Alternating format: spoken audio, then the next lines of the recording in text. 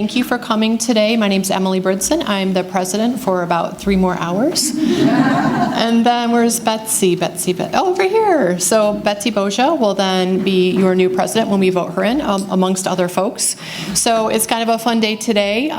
We'll go through some logistics first, and then we'll kind of get started. So we'll have the business portion of the meeting first, and then we'll go on to our speaker and awards after that. So first of all, we have a new member today with us, Paul Jenkins, who happens to be my boyfriend. This is day 1 of his Greater Tucson membership, although he's heard all of it for the last year, so God bless you. And so he's going to be running a mic today. So, to help with the minutes committee, right, we ask you to use a mic. So Paul will be running a mic, and then Taylor. Where's Taylor? Oh, Taylor. Okay, Taylor will be running the other mic. And then, Taylor, how long have you been a member? Since early February. Early February. So new as well. So thank you both for stepping up and helping us today. So we'll switch on the mic. So when you do have a point of order, or if you do you make a motion from the floor, please stand up and state your name and say it into the microphone. It'll really just help our minutes committee.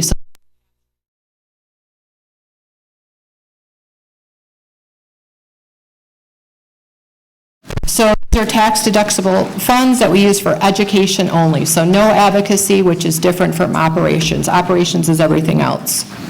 So receipts since 7/1 of 24. Membership contributions are about $9,500. We did have some fundraisers this year. We have an endowment distribution, which happens each year. We have contributions from corporate and non-members. We have an in-memory and a grant. So total receipts for our education fund within this time period through 2/28 are $20,060.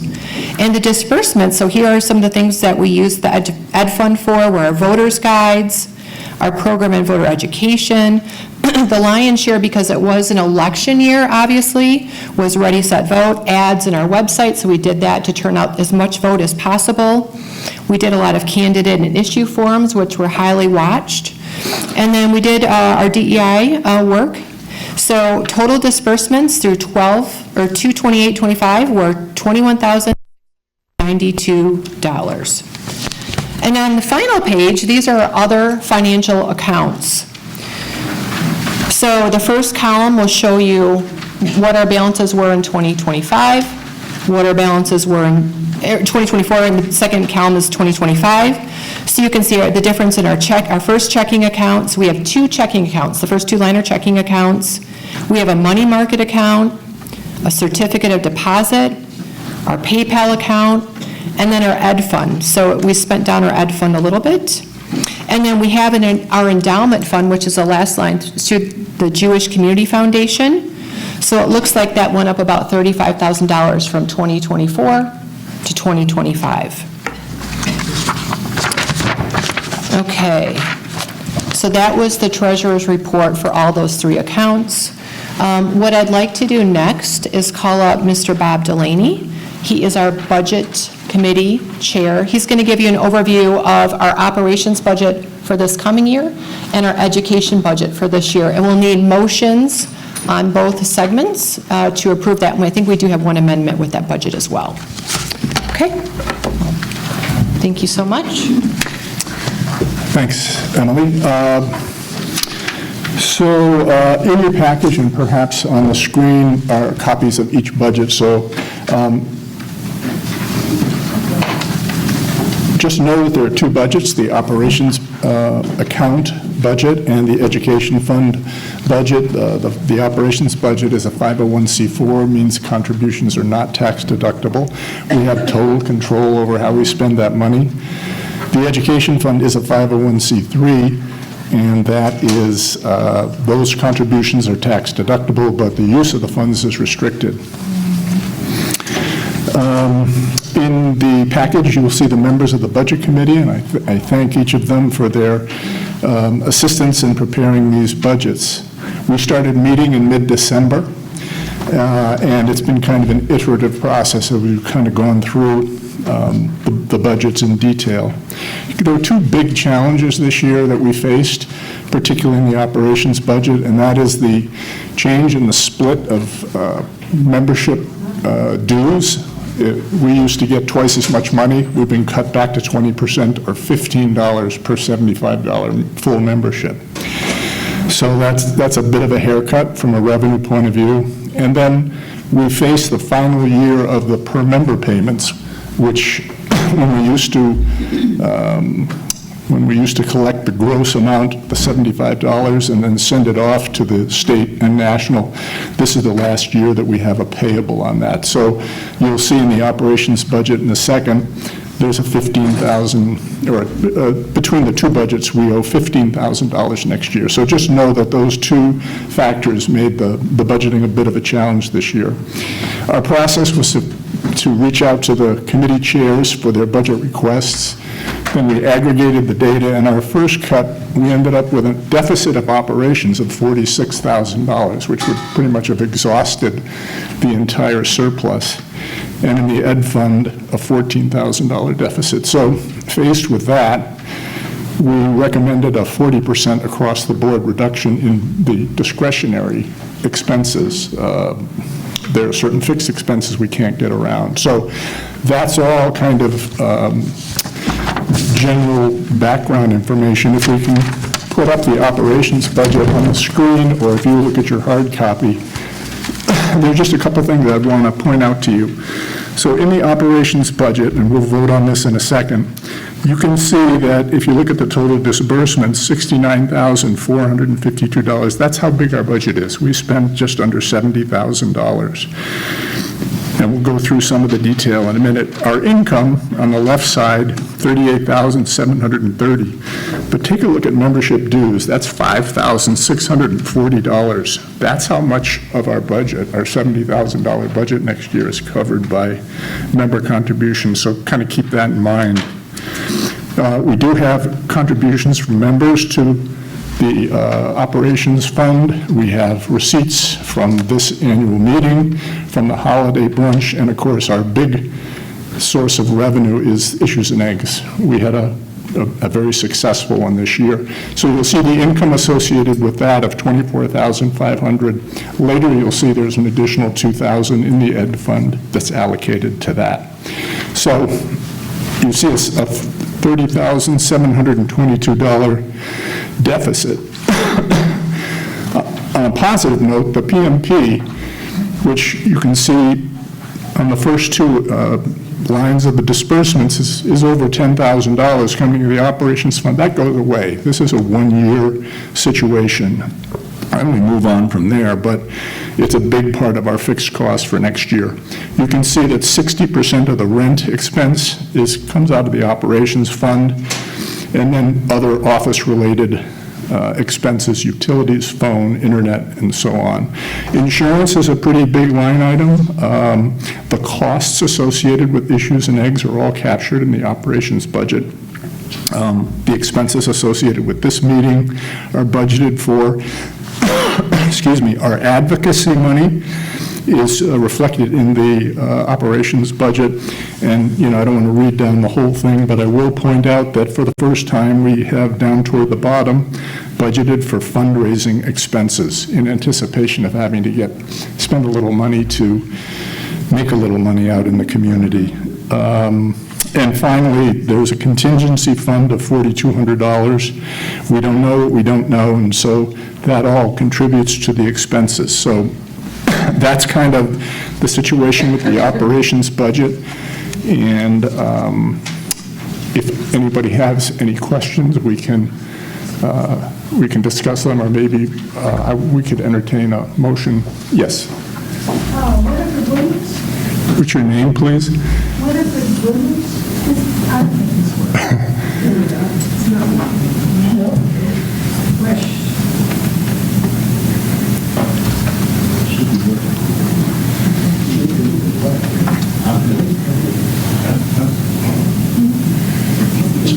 Give it a good yell. How much is national dues these days, and how much is state dues? I believe that out of the $75, the current split is 47% to the state, 20% to local, and 33% to national.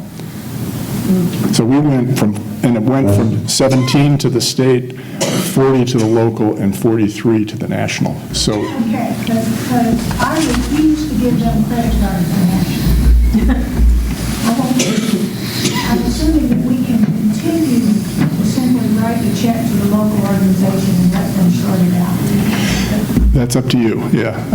I think the preference is to use chapter spot, but that's, it's a free country. Yep. Any other questions? Yes, Kathleen? I think we got it. Kathleen Hellman.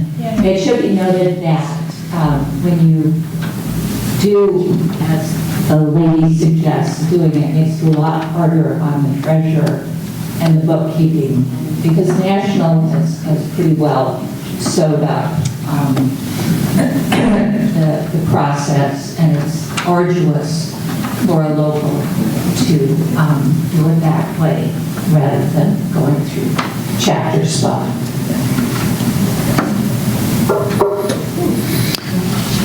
Yes, Pat. Pat Markey. I'd like to actually offer a similar comment to the former person who spoke, and I had a similar reaction because I tried to pay with American Express and they don't accept American Express. Also, I found out that there's no way to tell them to not keep your credit card information on file. Yes. So I simply wrote a check, and I'm sorry I did, but that's the way it happened. There are some issues. Carol West has a question in the...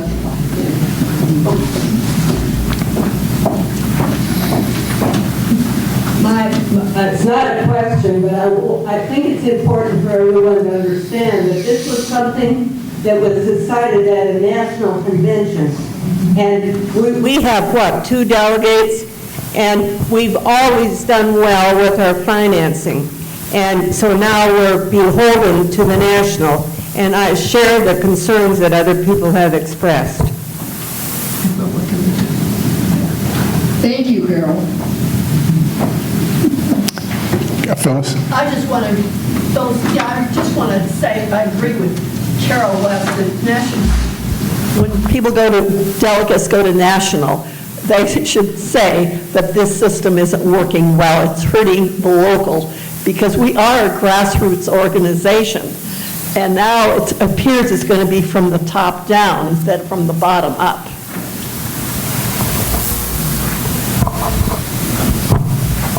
Any other comments? This doesn't work.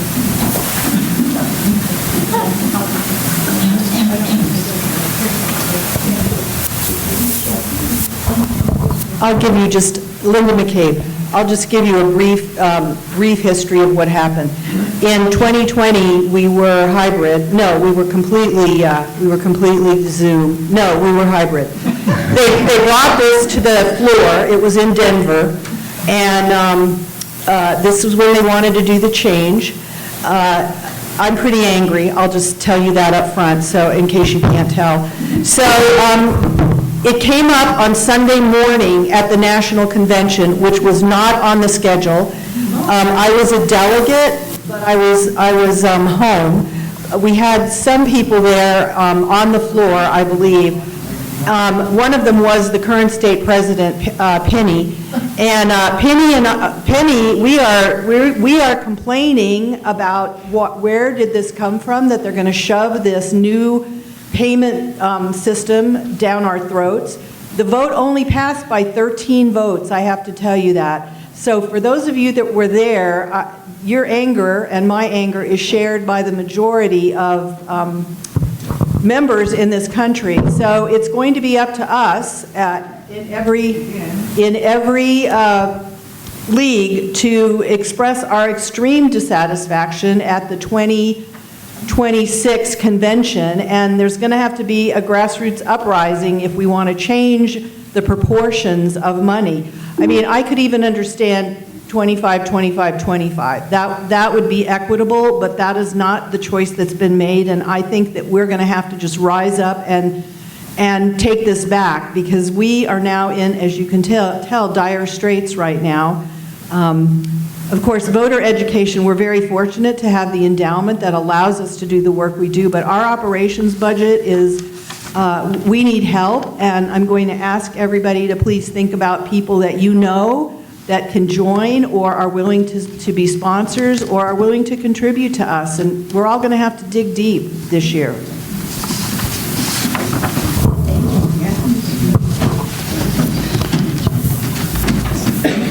Yes. Kathy Aros, and I'm wondering if there might be a loophole or a way around some of this.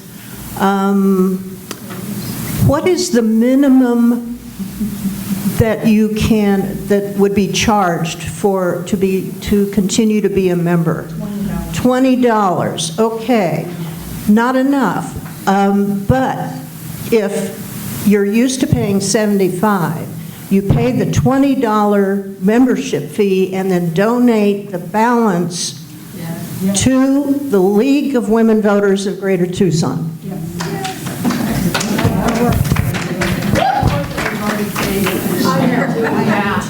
What happens to the state? They get their portion of the $20. That'll be a statement, for sure. Yeah. So in interest of time, because we can send these, so Betsy's going to collect comments at the end to send to state and national, right, Betsy? So maybe we could keep focused on just the budget for now, but we'll capture all these comments, and Betsy will take that information forward. Is that okay with everybody? Okay, perfect. Would anybody like to propose a motion to approve the operation fund budget? Carol, I told you. What about running and winning? That's going to come up in the ed fund budget discussion. That $15,750 that we have to pay, is that anywhere in this? Yes, it's, if you take a look at the operations budget, 10,000 of it is captured there in the first two line items of the budget. So take a look at the disbursements, national PMP, 5,600, state PMP, 4,550. So that's roughly 10,000 of the 15. The other portion will be in the ed fund budget. Okay. Okay, any other questions? Sorry, lovely. I have a question. Who seconded this? Yeah, we have a motion on the floor. Winifred Williams. Okay, thank you. Okay. Okay, so should I call for a vote? Yeah. We can call for a vote then. Are all in favor? Aye. Any opposed? Okay, motion passes. So next Okay. one is our ed fund. Okay. Thank you, sir. So if you just go to your next page, we see the ed fund, and just again, stepping back a little bit from it, it's a smaller budget. It's only $27,006. It will go up by, we hope, by $816, because we're going to propose an amendment shortly, because we left running and winning off. It was just an oversight. But notice that there are obviously no membership fees reflected in this budget. It's mainly money that comes from contributions from members and non-members, the endowment distribution that was referenced earlier, and then a couple $1,000s from issues and eggs. So we have a $22,200 receipts budget, and then you can see the balance of the national PMP coming out of the ed fund, the 40% of the rent expense, phone, utilities, tech subscriptions, and 60% of public programs. We'd like to add $816 to the running and winning. But as you can see, it's basically programs and voter services that are the bulk of the the budget here. And again, we have a contingency of $3,600 to cover the who knows what might come up. So we have a more manageable deficit of $4,800, which will go to like $5,600 and change if we approve the amendment. So I know we're throwing a lot of numbers at you, but if there are any questions, fire away. Neil? Is there a starting budget or is it zero? Well, we have the, Money in the account? yes, and that was addressed earlier in the treasurer's report. There's probably in the order of $35,000 to $40,000. I think we have to project because we're only 9 months through the 12-month. We don't collect any interest on that? Yeah, we do. We do. Hello? Oh, the interest on that, yeah.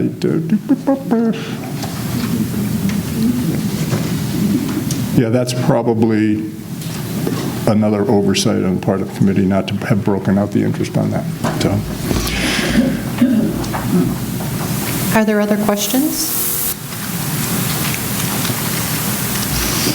Okay, so we probably need to use the amendment, right, to the budget?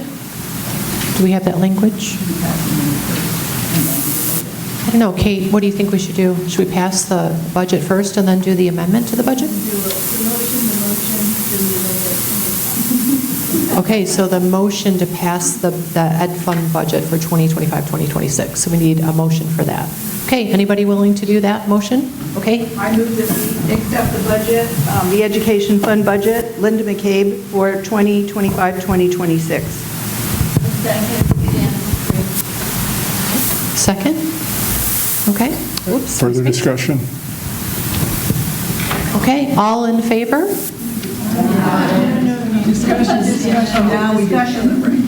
Oh, there's a discussion point? Does someone have one? Now the amendment, we're now to the amendment. Oh, do the amendment, I'm sorry. Oh, okay. Okay, Before does we anybody have that wording? Well, it'll be quick. What was the amount, Bob? $816. Do you want to do it, Linda? Sure. Okay. Linda McCabe, I move that we amend the education fund budget for 2025-2026 by adding the line item to running and winning for $816, which would make our total disbursements, somebody please add the $816 so we can have the total amount.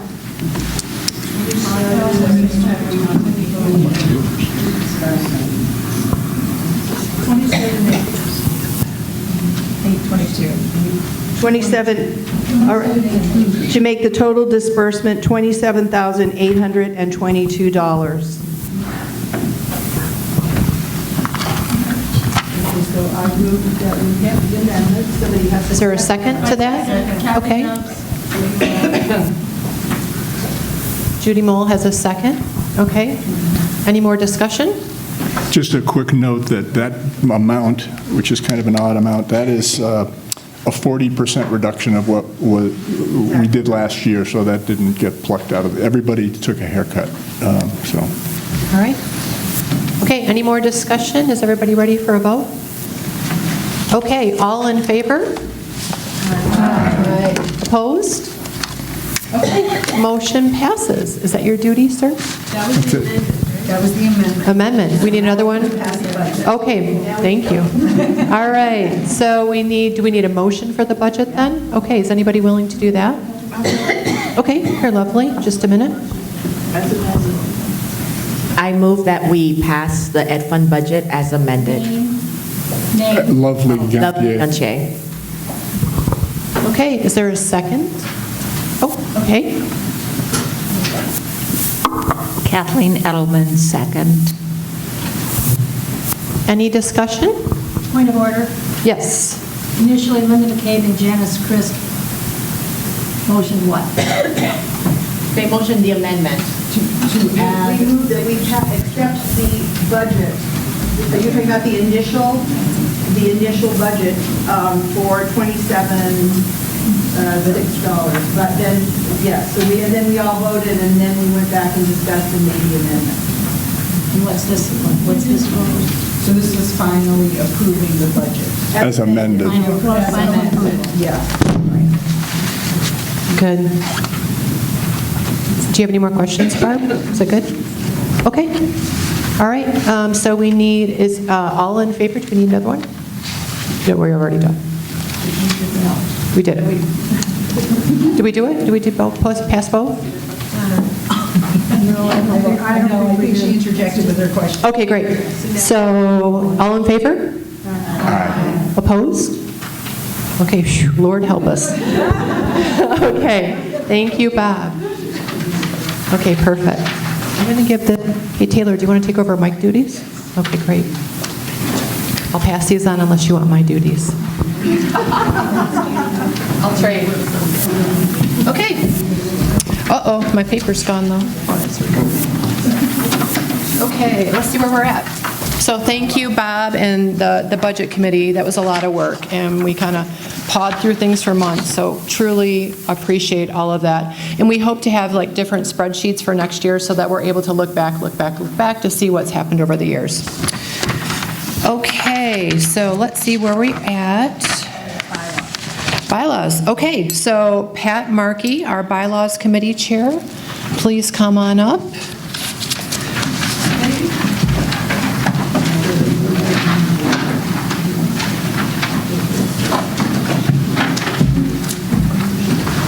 Well, good morning.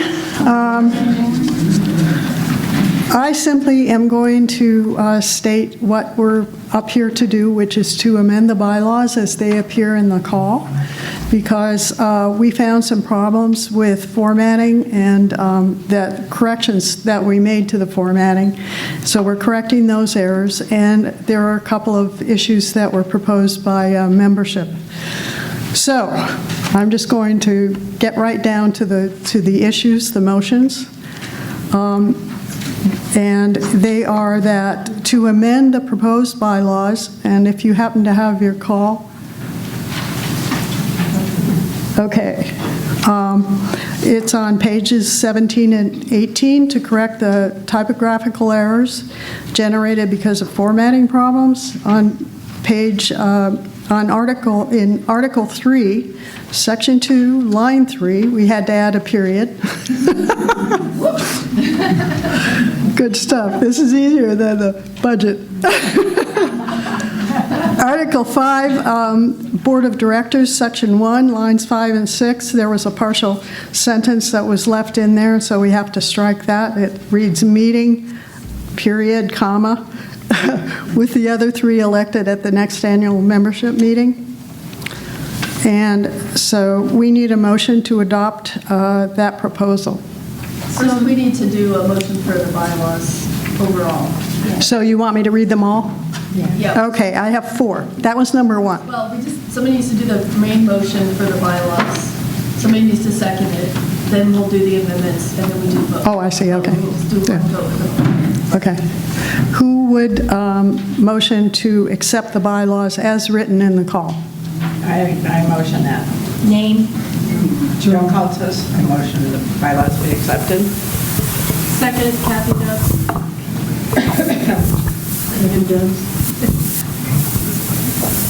Yes, second, Kathy Dubs. So, any discussion? Thank you. None? You don't want to talk about edits? Okay. All in favor? Opposed? Okay, motion passes. You have to do amendments. Motion passes. Okay? All right, next one. So then we've done that, the bylaws as they appeared in the call, and now we're making amendments to those bylaws. We have 4 of them. And I just discussed the first one, which has to do with edits. So who moves to approve the first motion to correct the edits, to correct the bylaws with regard to the edits that we just... We can do them all together? Oh, good. Okay, here we go. This is the second one. The second one is to amend the bylaws, Article 5, which has to do with the Board of Directors, to include 3 board-appointed directors as part of the Board of Directors, which would reduce the number of board-appointed directors from 6 to 3. Currently, we have 6 directors, and we're proposing to have 3. The edit would be, as stated here. Page is, in the call is page 18, not in the bylaws. The call is numbered separately from the bylaws. Article 5, Section 1, Line 3.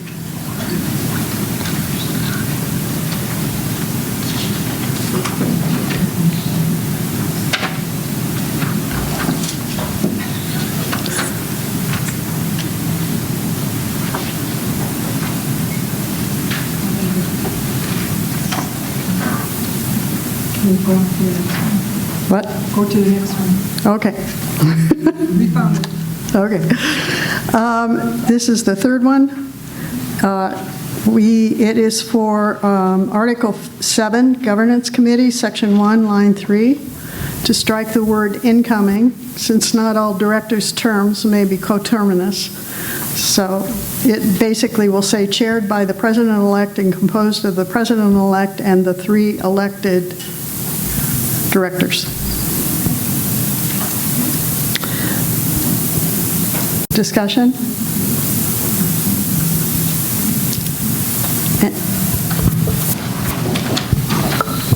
Judy Mall, I'd like to go back to the second one. What's the reasoning for reducing the elected directors to 3?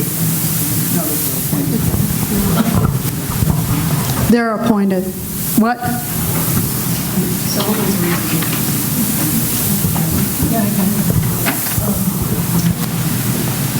So we didn't fully utilize all 6, and usually a board, is this working? Usually a board is 12 to 14 members, and so we originally proposed reducing all of those from 6 to 0 because they weren't fully utilized, and then there was discussion afterwards, which brought us to the amendment to maybe change that to 3, so we have more leeway in case we find we have a deficit or we need someone with a special skill. So they just weren't being fully utilized. So trying to kind of right-size the board, that was the reasoning from moving it from 6 to 0 and then back to 3 again.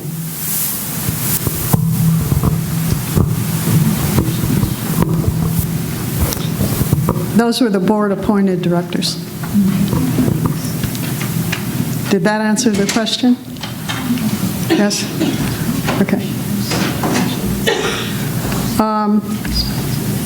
Any more discussion? Okay. And the last one is to amend the proposed bylaws, Article 10, Nominations and Elections, Section 2, to add language to specify either board or non-board members may be appointed depending on the position that is vacant as follows. By appointing either a board member or a non-board member, depending on the type of vacancy. And the issue was that we wanted to specify that the members could either be board or non-board. What section? Article 10, Section 2. Where it says vacancies? Yeah. This has to do with vacancies.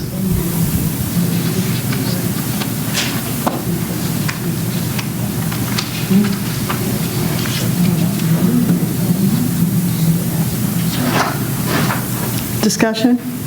How does it read now?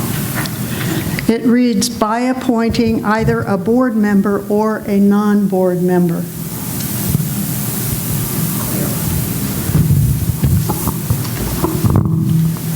Depending on the type of vacancy.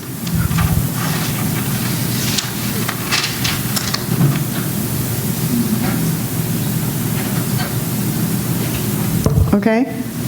So we have 4 amendments to approve. May I have a motion for approval of the amendments? Phyllis Carnahan makes the motion to implement. Second? Carol, second.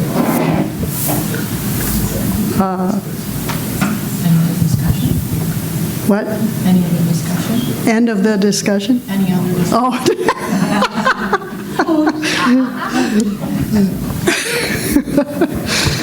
Any other discussion? Yeah. Sorry, Pat. I was laughing too hard. Any other discussion? It's exciting, isn't it? That period got us at the front end. That was like the showstopper. Everything else after that was just gravy. Right? Good way to Come start. on, come on. Oh, yeah. I know, trust me. Okay, so I think we're ready for a vote then. Okay. All those that approve? Oppose? Motion carries. Pat wins today. Thank you. Woo! Okay.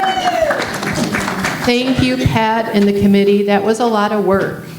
I'll be honest. I was watching them from afar, and it was very difficult. Okay, let's see, we'll find out.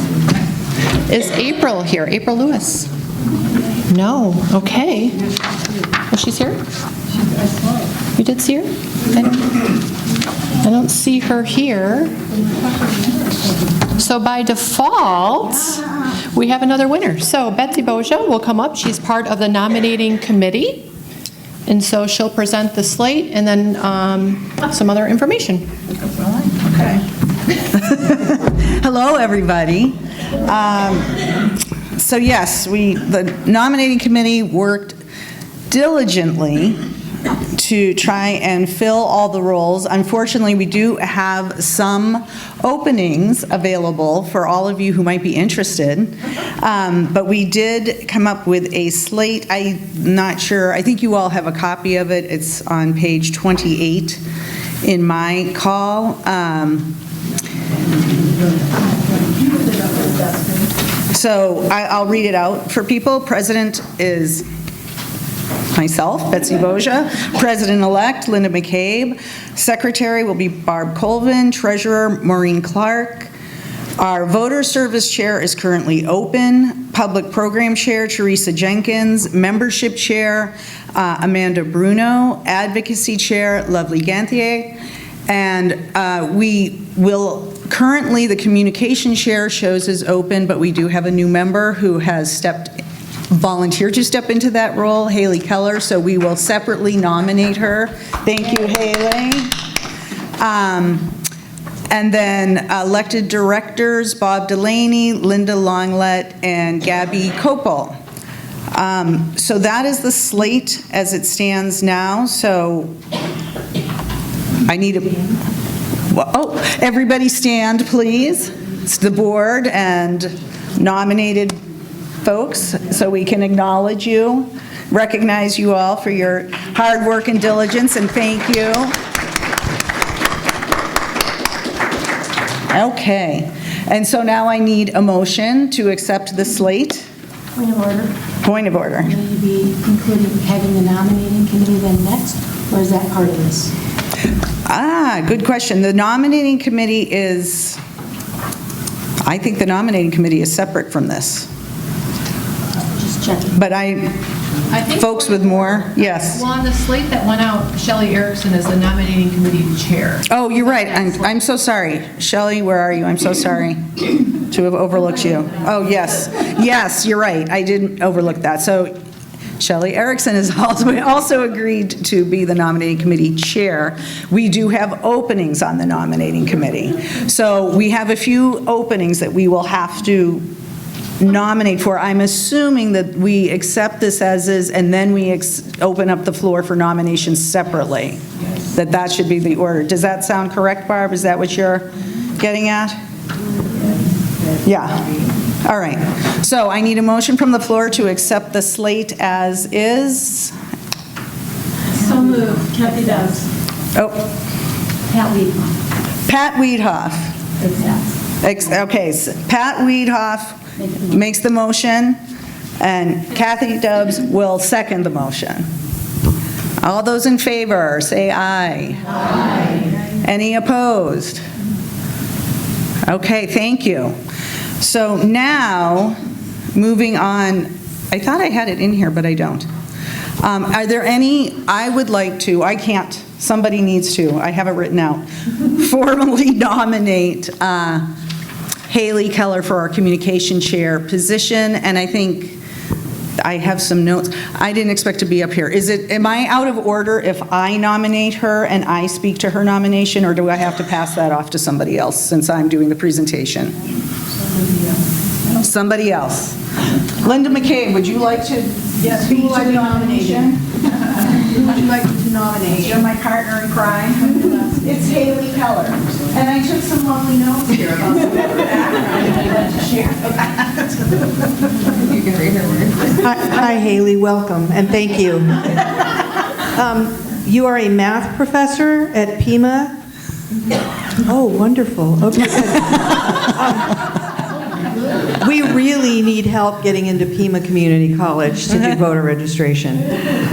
You are a small business owner and all market? Do you want me to read it?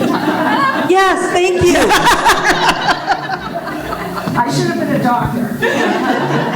Yeah, we're going to have... Okay, hi, I'm Haley Keller.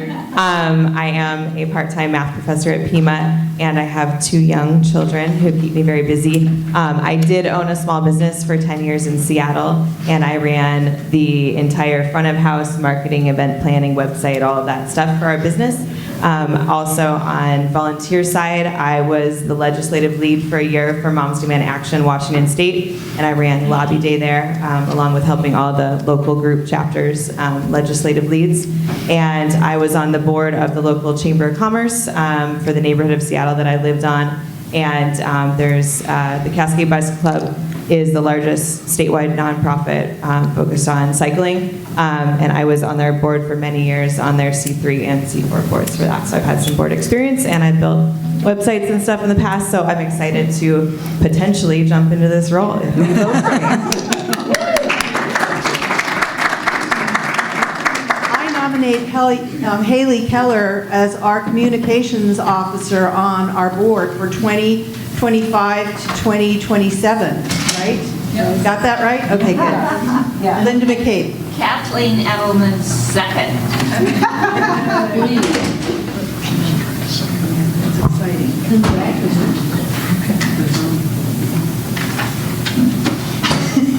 I was prepared. Okay, all those in favor of the... Oops. Oh, I'm sorry. Any discussion?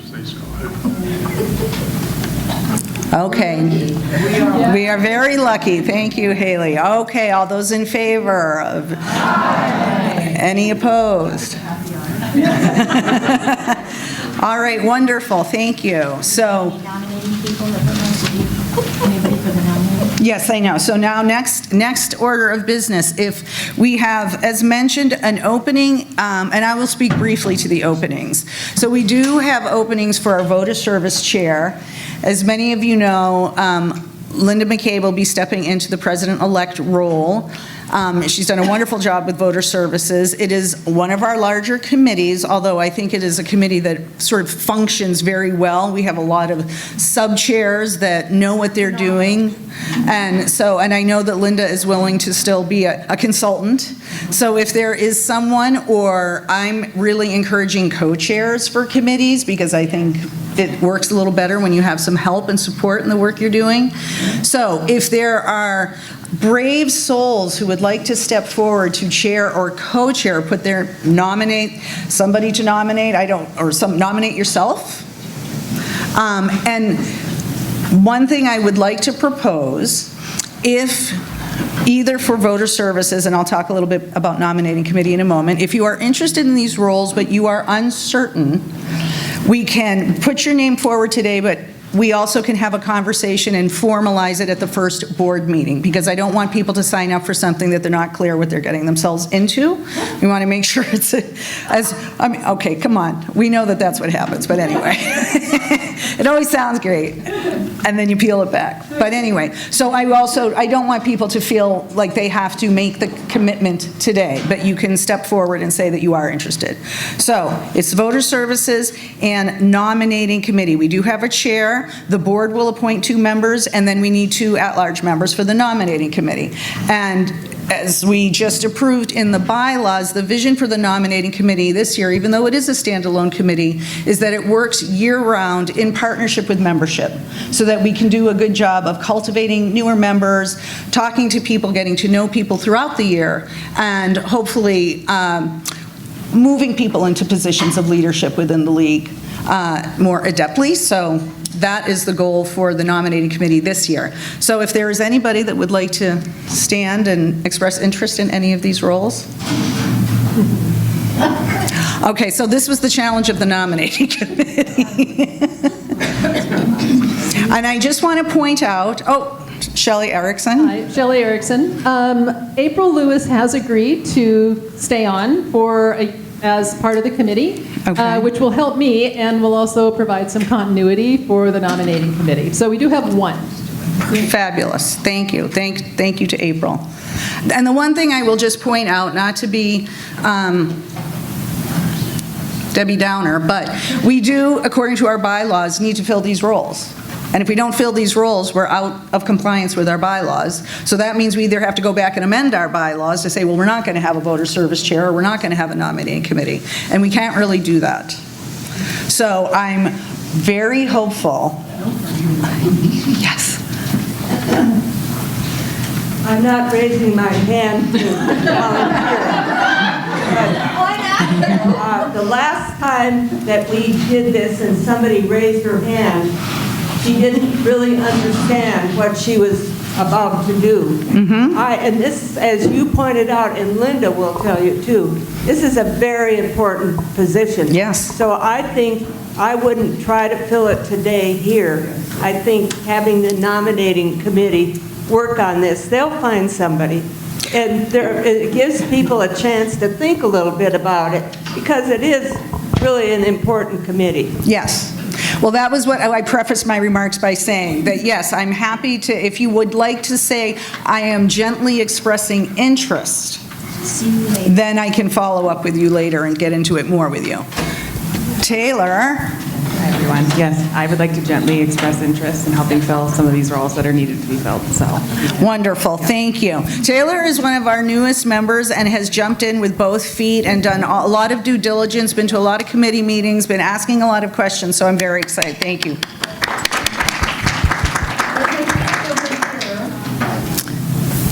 I'm not expressing interest. Oh my gosh. I just wondered if Linda could tell us what it entails to be the chair of voter services. Would that be helpful for folks? No, Barbara. See you after the meeting. Yeah, I think at this juncture that because we need to keep the meeting moving because we have time. Yeah, one thing. If any of you are interested or think you know somebody that might be interested, I am more than willing to meet them for breakfast, lunch, coffee. I taught middle school. I am happy. Tape. Oh. It's for the tape. Oh, yes. I am happy to meet with anybody who would like to come and talk to me about it. The committee is phenomenal. They're moving along. It's basically being organized and being flexible.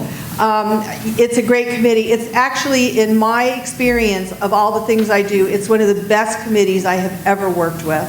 So please you can call me or you can have someone else call me. The train's going to keep rolling because 2026 is going to be big. Right. So I'm going to keep working on it as much as I can because we need to keep going. But please, if you can think of somebody who wants to talk to me, I'm happy to sit and talk with them. Thank you. And I would add that the role of nominating committee is actually seen as a very social role. So if you are social and you want to go to league events and you want to be able to talk to people and you want to learn more about people, this is the position for you. Hi, I'm Shelley Erickson, newly elected nominating chair. I would encourage you folks to talk with me. This will be a learning experience, but I really do like these kind of positions. I pride myself on being well organized and a good communicator and a good collaborator. So anyone who is interested in also being on the nominating committee, please contact me or talk to me here or send me an email or text me, carrier pigeon, whatever works. And I'd be happy to talk with you, because I think we could make this great. I really think so. Thank you. Yes. According to the bylaws, there's 5 members on nominating, 2 are board members. That's right. So you've got 3. Now you just need 2 board members. No, we have the chair and we have 1 potential. And April. And then April. So yeah, so that would be if, yeah. And then the board will appoint 2, correct. Yeah. Thank you, Linda. All right, I think we're all set. Thank you, everybody. Wait, don't we need to vote for Shelley? No, I was. No, Shelley's already, she was part of that. Yep, she was part of the slate, right? Okay, perfect. Okay, so thank you all, and thanks for those who stuck their hand up. It was really interesting with our tenured people. They said, I am not interested, but give me the mic. We know. Right, I know. So, okay, so next up, we'll have lovely Ganthier come up. She's going to talk about our 2025-2026 local program positions. So, lovely, thank you so much. Yay, lovely. We love lovely.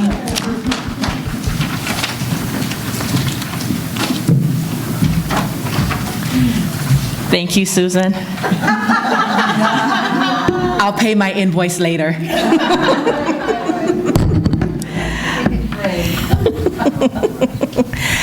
All right, everyone. I'm up here to go over our survey that was taken for our local policy positions. I'm very excited to notate that 74 of our members took part in this survey, and not only did people take the survey and answer the questions as posed, they also submitted comments. And that's why I'm here with the computer. I'd like to share with you, before we vote on the position, some of the comments made by our members. I think that will be important to take into consideration as we do our votes. All right. So I'm going to go straight into the comments, trusting that you've had a chance to review the votes themselves. All right, so I asked the membership which positions would they update. And I would also like to notate that even where people voted saying that they were in agreement with our positions, there was an overall consensus that the wording and the statistics that we're using to support our positions needed to be updated. Yes. And that our positions are outdated, and that perhaps research needs to be done because the times are changing. And, you know, evidence with the new administration, things are changing very rapidly. So our membership is saying to us that we need to update with the times as well. Let's see here.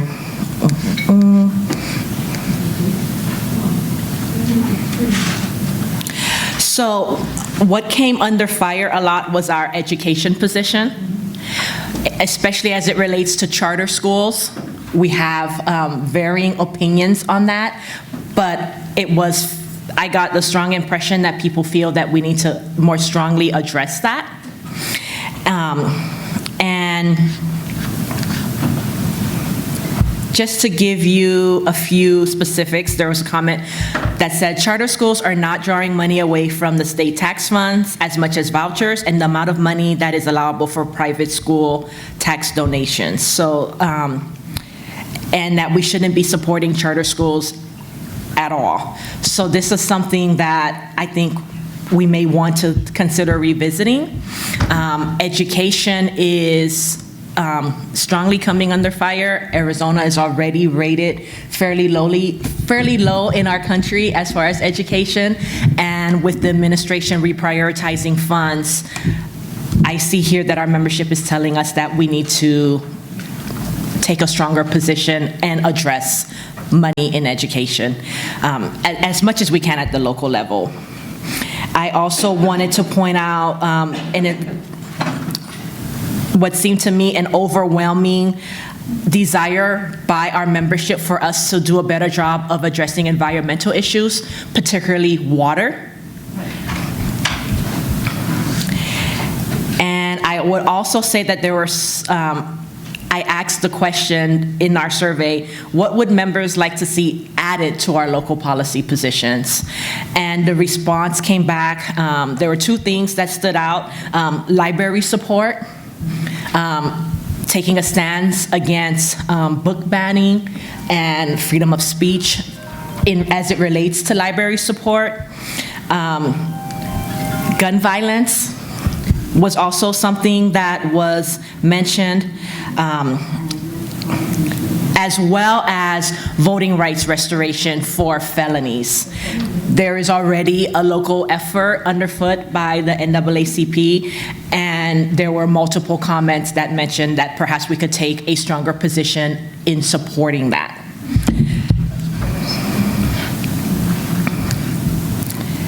And there was also some multiple comments asking us to see what can be done to hold the current administration more accountable.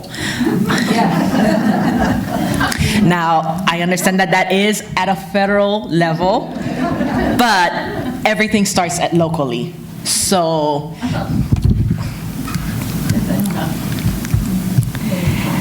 outside of that, there was one particular policy that a lot of people seem to think is outdated and shouldn't be a policy anymore.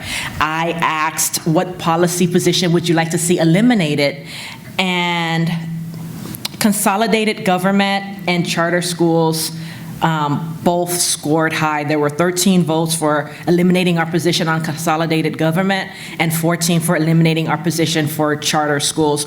Although in looking at the comments, while people seem to feel that consolidated government is no longer relevant, it seemed that our position on charter schools just seemed insufficient to our members. So that one, I think that people might want us to strengthen it or make it more clear, whereas consolidated government, there were multiple comments saying that people just felt it was irrelevant as far as an issue in today's time.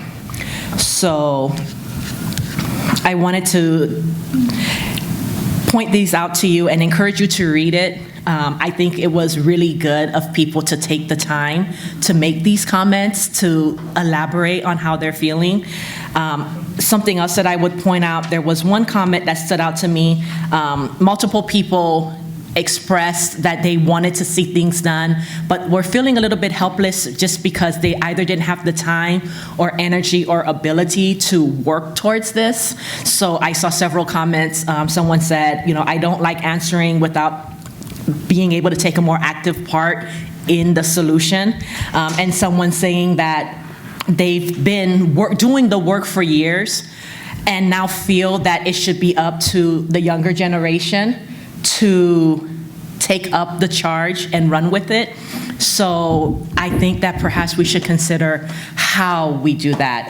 I'm in the room, and as in another generation, I see Grace Marie, and I do know that we do have some diversity in age, but in being a younger person, looking at wanting to make a difference through the league, I don't know that the roadmap is exactly there, so that's something else that I just wanted to bring to your attention because several people mentioned it. So I think there was enough of a mention that perhaps a way forward to accomplishing that might be something that we should look into. So, unlike everyone else, I did just want to bring those things to your attention. I think when people take the time to comment that it's important for us to review and consider what they have to say, particularly when it's our membership. That being said, your check is in the mail, Susan. That's because I've done this before. That's why. Whatever. I appreciate you. That being said, I present the positions and I'm open to a motion. I'm not quite sure the next step. Would someone be open to making a motion? Yes, Mary? I can make the motion. I'll make a motion. I'm sorry, that wasn't what I raised my hand for. Okay. Well, what would you like to share? Discussion, so motion has to come first. Motion first. let's get you on the What are we voting on with that? Our local program positions. Whole local program. Yes. Not any of the changes that you talked about people wanting to see. So I read the call and looked at the rules so that I can understand what I'm doing when I get up here. And according to the rules, I have to present it to everyone as one. Okay. But in seeing the strong opinions that were expressed, I decided to share that before presenting them to you. So we could perhaps have some discussion, and maybe this might be a case where amendments might be necessary. Kathleen Edelman, and I move that we approve the 2026 local program positions as presented. Is there a second? Excuse me, point of order, it's policy positions, right? Correct. Not program positions. Yeah, I know, but it's policy. This is wrong. It is, that's true. Yeah. Okay. So, but I believe the motion is still acceptable, right? Unless Kathleen wants to reword it. Stated as a program, Okay. as a policy. And I should know this. I would like to I would like to once again move that we accept the local program, or local policy positions for 2026. Would anyone second? Second, Kathy Dubs. Kathy Dubs seconds. All right. Is there any discussion? Okay, lots of discussion. Do you want to do the discussion? In the interest of time, can we maybe put that at the end when Betsy collects those comments for the state or local?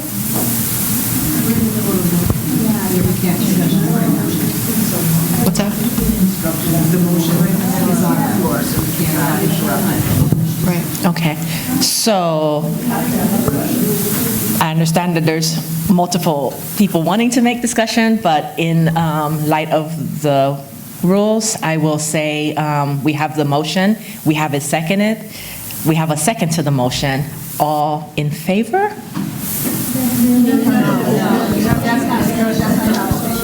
Once the motion's on the floor, you can open it up for discussion. You have to, like, that's the order. Okay, but I just thought someone said we can't do discussion with it on the floor. Everybody just said that's incorrect. Sorry. Okay. My fault. So, I know, that's all right, so they were correcting that, Okay. that we do have to. Okay. We do, but what I would suggest is if you have comments, please know that at the end of the meeting, I ask everybody, do you have directions for the board, do you have directions for the state? So that also is an opportunity for you to bring forward. Sorry. But yes, we can have discussion now. Okay. Winifred Williams, you mentioned something about revising the language. Do we want to revise the language before we accept them? That's an open question.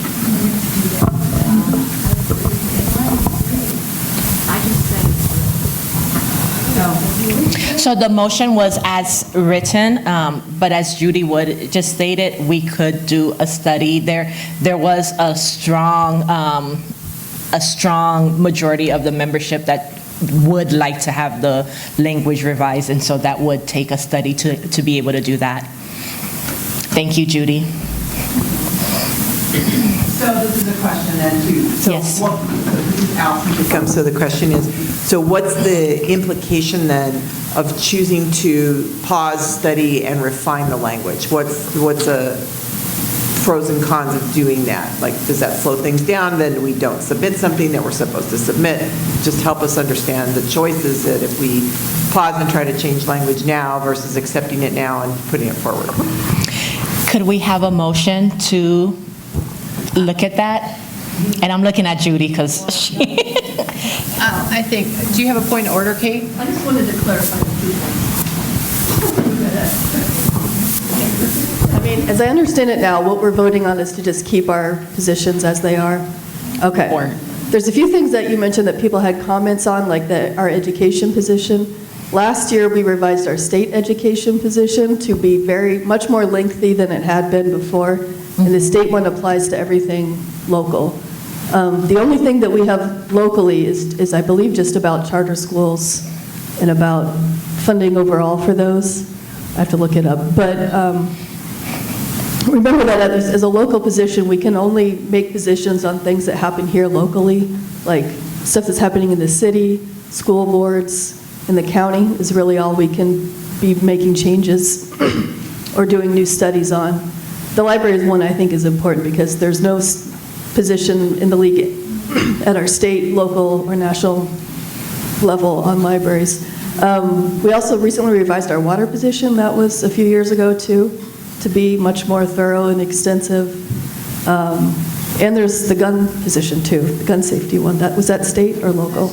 It is That's state. state. So it might be worth looking at those just to, because I know when you're only looking at our local ones, it doesn't look that thorough, but you do need to look at the National League too. Their positions is a 200-page book. So, and those apply to state and local too. So just be clear that I know it looks like we don't have that many positions or they're not very thorough, but you have to be looking at the whole context.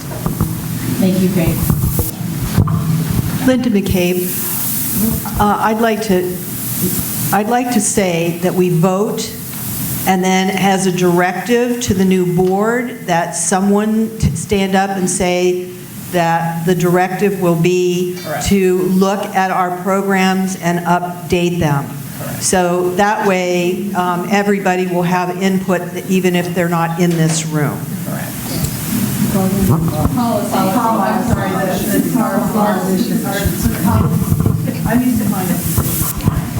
Joan Calt says, I just need to remind everybody that when you study a position, that you need a committee. And if you don't have the committee, you don't study it. And so, and also, many people, when they looked at this list, didn't realize that we can use the positions from state and national. And that gives us an enormous field. And so, to say, do we have to revise the language now, or we may not have a committee to do that. So that determines often what we agree to study or to look at or to revise.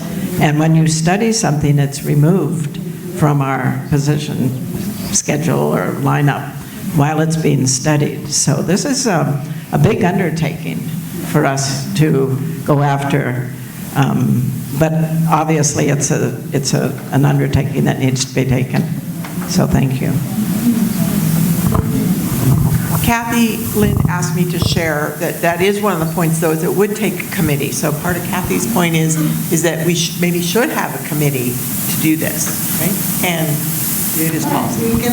And a lot of this, since we haven't been a state representative, never been to a state meeting, or even care, much less have our money go to the state for anything, since I'm totally unfamiliar with the state.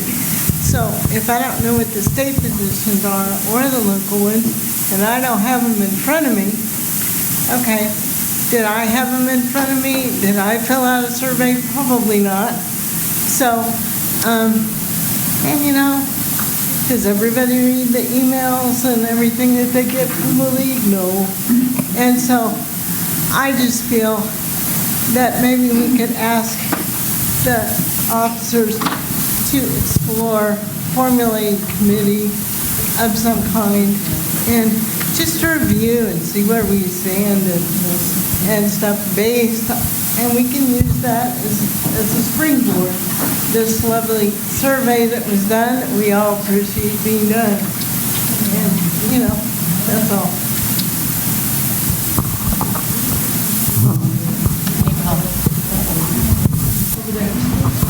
Well, I'm not sure if this is appropriate time, but I was thinking for about 50 years, the Tucson League has talked about consolidated government. And I think that it's time to just remove that, because Marana has grown, other places have grown. There's too many police chiefs, too many fire departments. That's not going to happen. In the interest of time, Can we adopt a motion that we accept the state or national's positions on these issues until we can form our own committees and come up with our own? I need a point of clarification about how this all works. We can't do this, vote on these, the board cannot vote on policy positions. That this is something that's only done at the annual meeting. Vote on it here right now, that we accept the state or whatever, their positions. We can make, sorry.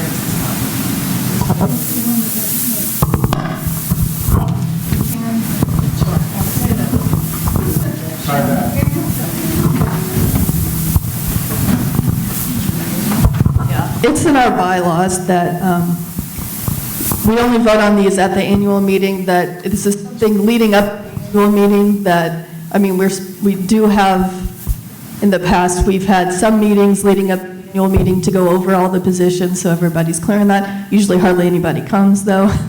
And then it usually becomes an issue at the annual meeting when people are here and discussing it and learn more about it. But it's part of the procedure is that it needs to happen months in advance. Usually people start preparing to make the motion months in advance at the annual meeting to work on a study. Doesn't mean we can't do it right now, but just saying we can't have only the board vote on that later to do a position or a study.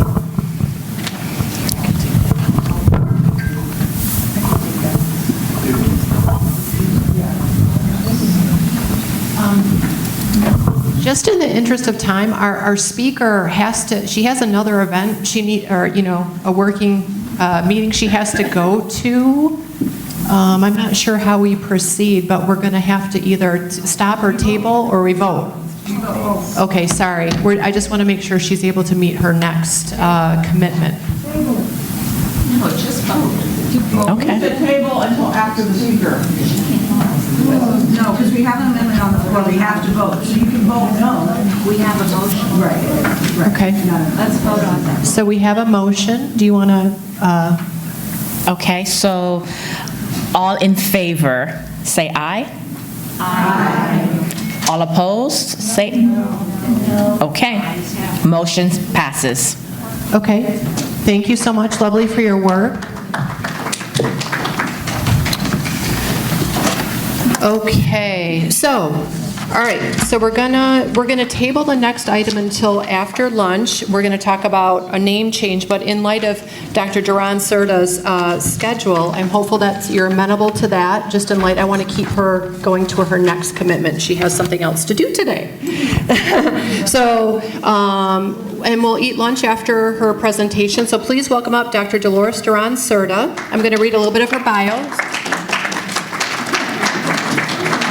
So thank you for joining us today and listening to our business meeting as we're hashing out the fine details of periods, bylaws, and others.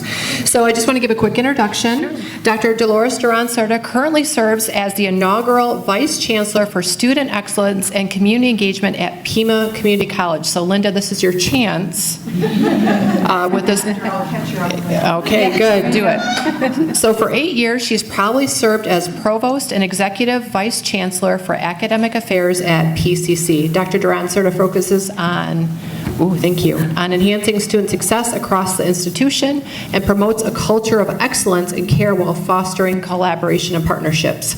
She's a seasoned educator. Dr. Duran-Cerda has more than 20 years of comprehensive and increasingly responsible college-level institutional, administrative, and leadership experience. Her career in higher ed began as a professor of Spanish language and culture at Arizona International College of the University of Arizona, which was known for its interdisciplinary and global focused curriculum. Dr. Duran-Cerda was hired as a full-time faculty at PCC and taught for over a decade in the World Languages Department. During that time, she also served as the campus honors coordinator and honors advisor and taught both honors courses in Spanish and the honors colloquium. In 2012, she moved into administration and served as senior assistant to the provost, then assistant vice chancellor for faculty affairs, acting provost, and most recently vice chancellor for student excellence and community engagement. Ooh, That's a good one. She also served as interim chancellor for 1 year while the college conducted a national search for its current chancellor. So I've had a chance to talk with her a couple times, and she's going to share with us the story of her family and how the work she does it really impacts all of our community for all of us. And so, do you want to use a regular mic, or do you want to use the one here? I can use that. Okay. Thank you. And then this is the clicker for slides, or Jeremy can do it for you. I'll be happy to do it. Thank you. Thank you so much, Emily. And thank you, everyone. It's an honor and pleasure to be here with all of you. I see some familiar faces, and then some faces that I think are part of the group but aren't here today. So Haley, I don't know if I've met you formally, but it's nice to see you, and thank you for what you do at the college in the math department. I think Ann Parker is a member also, too, here, right? And I worked with her both at Arizona International and at Pima Community College. And then one of our board members, Teresa Real, I think she's part of this group as well, right? Lindar Zumanian, I've known her for years and years. And then Allison, I've known you for years and years as well, too. And also a neighbor in the back. So it's nice to see all of you. And it's a community, right? This is a community, this is a family, and it's wonderful to be here. So I thank you, Emily, for inviting me to join you today. And this month, April, is Women's History Month, right? And it's also Community College Month. So I'm going to be touching on both of those themes. And I'd like to share with you what my journey has been. And it's been in search of excellence through access and equity. So what I've taught, as Emily said, at Pima Community College and the University of Arizona too. And the first day of classes, I would always ask my students. Those of you that know me, don't say the answer. But where do you think I'm from? Just blurt out. Where do you think I'm from? Tucson. Tucson, okay. Tennessee, interesting, another T word. What else? Sonora, okay. All right, one more. Brooklyn. Well, somewhere in the middle of the U.S., actually. So I was born and raised in Iowa. Who's from Iowa? Anybody from Iowa? Well, I have family. You have family? Okay, you Hawkeyes or Cyclones? I don't know. Okay, I'm a Hawkeye. They were farmers. Okay, yes. Okay, so, and you're probably wondering, why, what? Iowa? So my students would ask the same thing. So it's a long story, but I'll share a little bit of it with you. So my mother's side of the family is from Douglas, Arizona. Yes, Douglas, Arizona. My dad was from Chile, South America. They met here in Tucson, Arizona, got married, and my dad got a job in Iowa. So that's why I was born and raised there. But every summer, we go to Douglas and visit my tatas, my grandparents, my tios, my aunts and uncles, and my cousins. They live right next door to each other. So that's where I would spend my summers. So I was very familiar with Arizona, the Tucson area as well, every summer, and it was a very much a part of me. So I am Mexican-American, Chilean, and Iowan. So this next slide I wanted to share with you. These are my roots, so I wanted to talk a little bit about that. So these are my maternal side grandparents. So that's my Nana Dolores and my Tata Rafael. Yes, and so my Nana was from Sonora, right? Agua Prieta, Sonora, Mexico. My Tata was actually born in, was called before Solomonville. It's now Solomon. It's right by Safford, Arizona, when Arizona was still a territory in 1900. And it was a sad story. There was a flu, an epidemic of some kind, when he was only 1 year old. He lost his mom and several siblings. And because of that tragedy, his dad, my great-grandfather, took the remaining family to Agua Prieta. He was a miner. So he grew up being raised basically by his older sisters. And he was very intelligent, very smart, an entrepreneur. Later in life, he started a little grocery store in Agua Prieta. But he was also, when they moved permanently to the U.S., a migrant worker. And he would take my mom and my uncle and my grandmother to the fields here in Arizona, in California, in Texas. But he would make sure to bring everybody back in time for classes for fall for my mom and my uncle. So this was very hardworking. And also, it was very important to share stories. In many cultures, there's the oral tradition, right? Where we share stories that tell about values and tradition, cultures, passing it down by word of mouth, not by written word. And this is something that we would do in our family, on my mom's side of the family. And my dad's side of the family is a little more difficult because of the whole political situation in Chile, so I never went there until in the 2000s. But I was very close to my mom's side of the family. And this oral tradition, what I was telling you about, was my tata, my grandfather, really telling us about his life, his stories. And there's also the proverbs that I still hear my mom and my grandmother telling me about what to value in life in general. There's also the tradition of the sobremesa. I don't know if you're familiar with that. Mesa, you know what mesa is, right? Table. Sobremesa is over the table. So after dinner with the family, there's a lot of talk, and you linger there for hours. You know, you don't get up and go and do your thing. No, you stay there with the family and you share stories, talk about what your day was. This is when the kids hear about traditions and values and some sayings, for example. This is where I learned about the story of La Llorona. Are you familiar with La Llorona? The weeping woman. So this was a way to teach kids to do what they're supposed to do and come home, right, when it's getting dark. Because the parents would tell the kids, don't stay out too late because La Llorona is going to get you. So the history or the story of La Llorona is it's a weeping woman that she went crazy because the person that she fell in love with ended up marrying somebody else, and then she went nuts. She had children with him and threw her children into the river. I mean, it's a very tragic story, right? And then she said, ay, mis hijos, oh, my children. She realized what she did.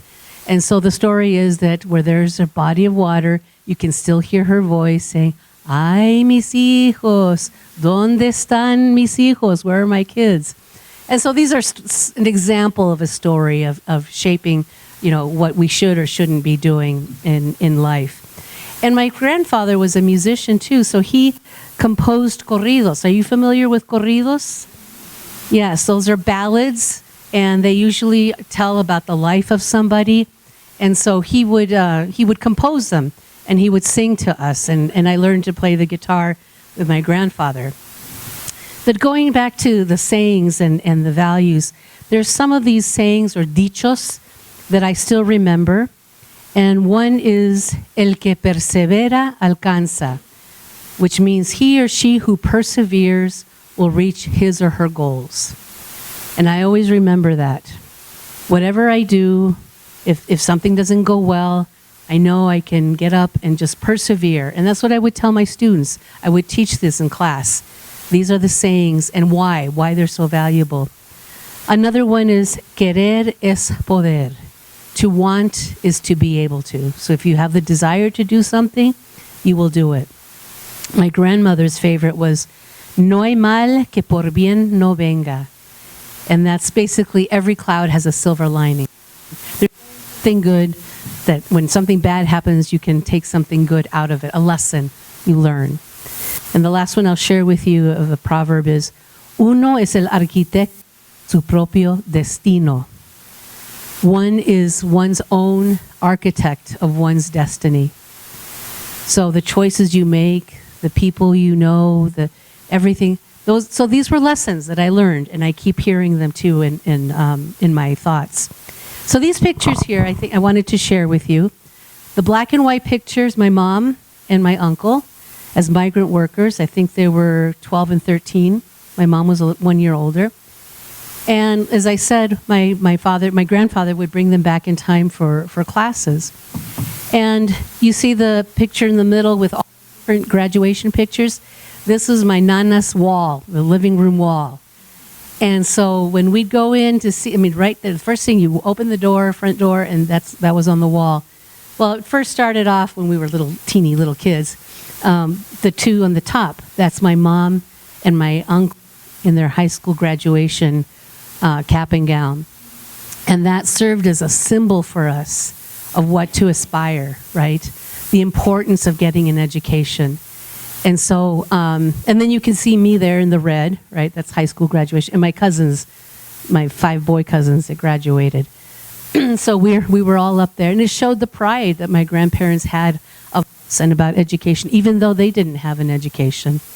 And then the last picture there, that was last year, me with the student speaker for graduation. So that was an amazing experience. So it's very symbolic and very important. And I'll share a story with you that I've shared with my fellow administrators too, because I remember one time there was our former chancellor asked what you college. And so that made me reflect and think about it.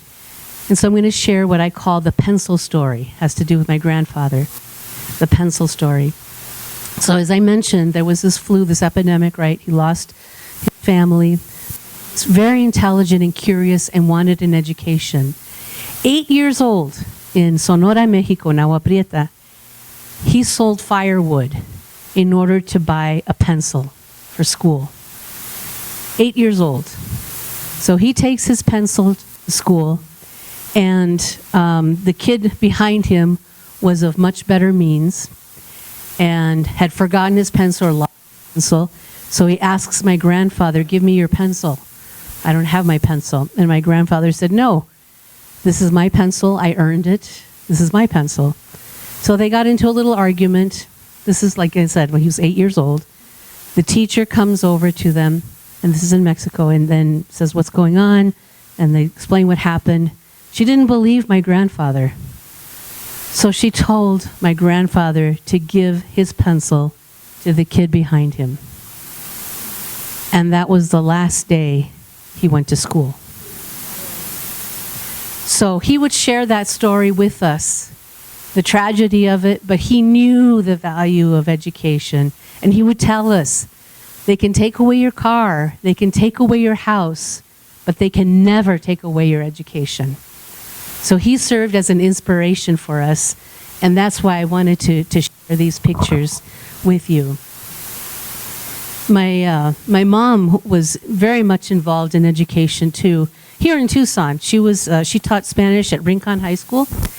And does anybody know who Hank Oyama was, and Maria Urquides and Rosita Cota? Okay, so my mom worked with them. She was one of the co-authors of this study. It's called The Invisible Minority, and it was published by NEA, National Education Association, back in 1966. They did a study, and they went to all these different schools, high schools, of where there were kids of Mexican-American background and teaching Spanish and a different way of teaching Spanish. Anyway, this study stimulated federal legislation for bilingual education. So my mom, speaking of honoring Women's History Month, I honor my mom, what she did in her life. And women in general, the women in my family. So the one holding the piñata in the middle, that's my mom. And then that's me on my 18th birthday. Just a few minutes before that, I found my first gray hair. I was very upset. And then sitting down was my aunt and then my grandmother. So those women were so influential and meaningful to me because they were hardworking, they were striving. My mom did get an education. She graduated from high school, went to the U of A, got her BA and her master's. And like I said, taught at Rincon High School. This microphone is dying.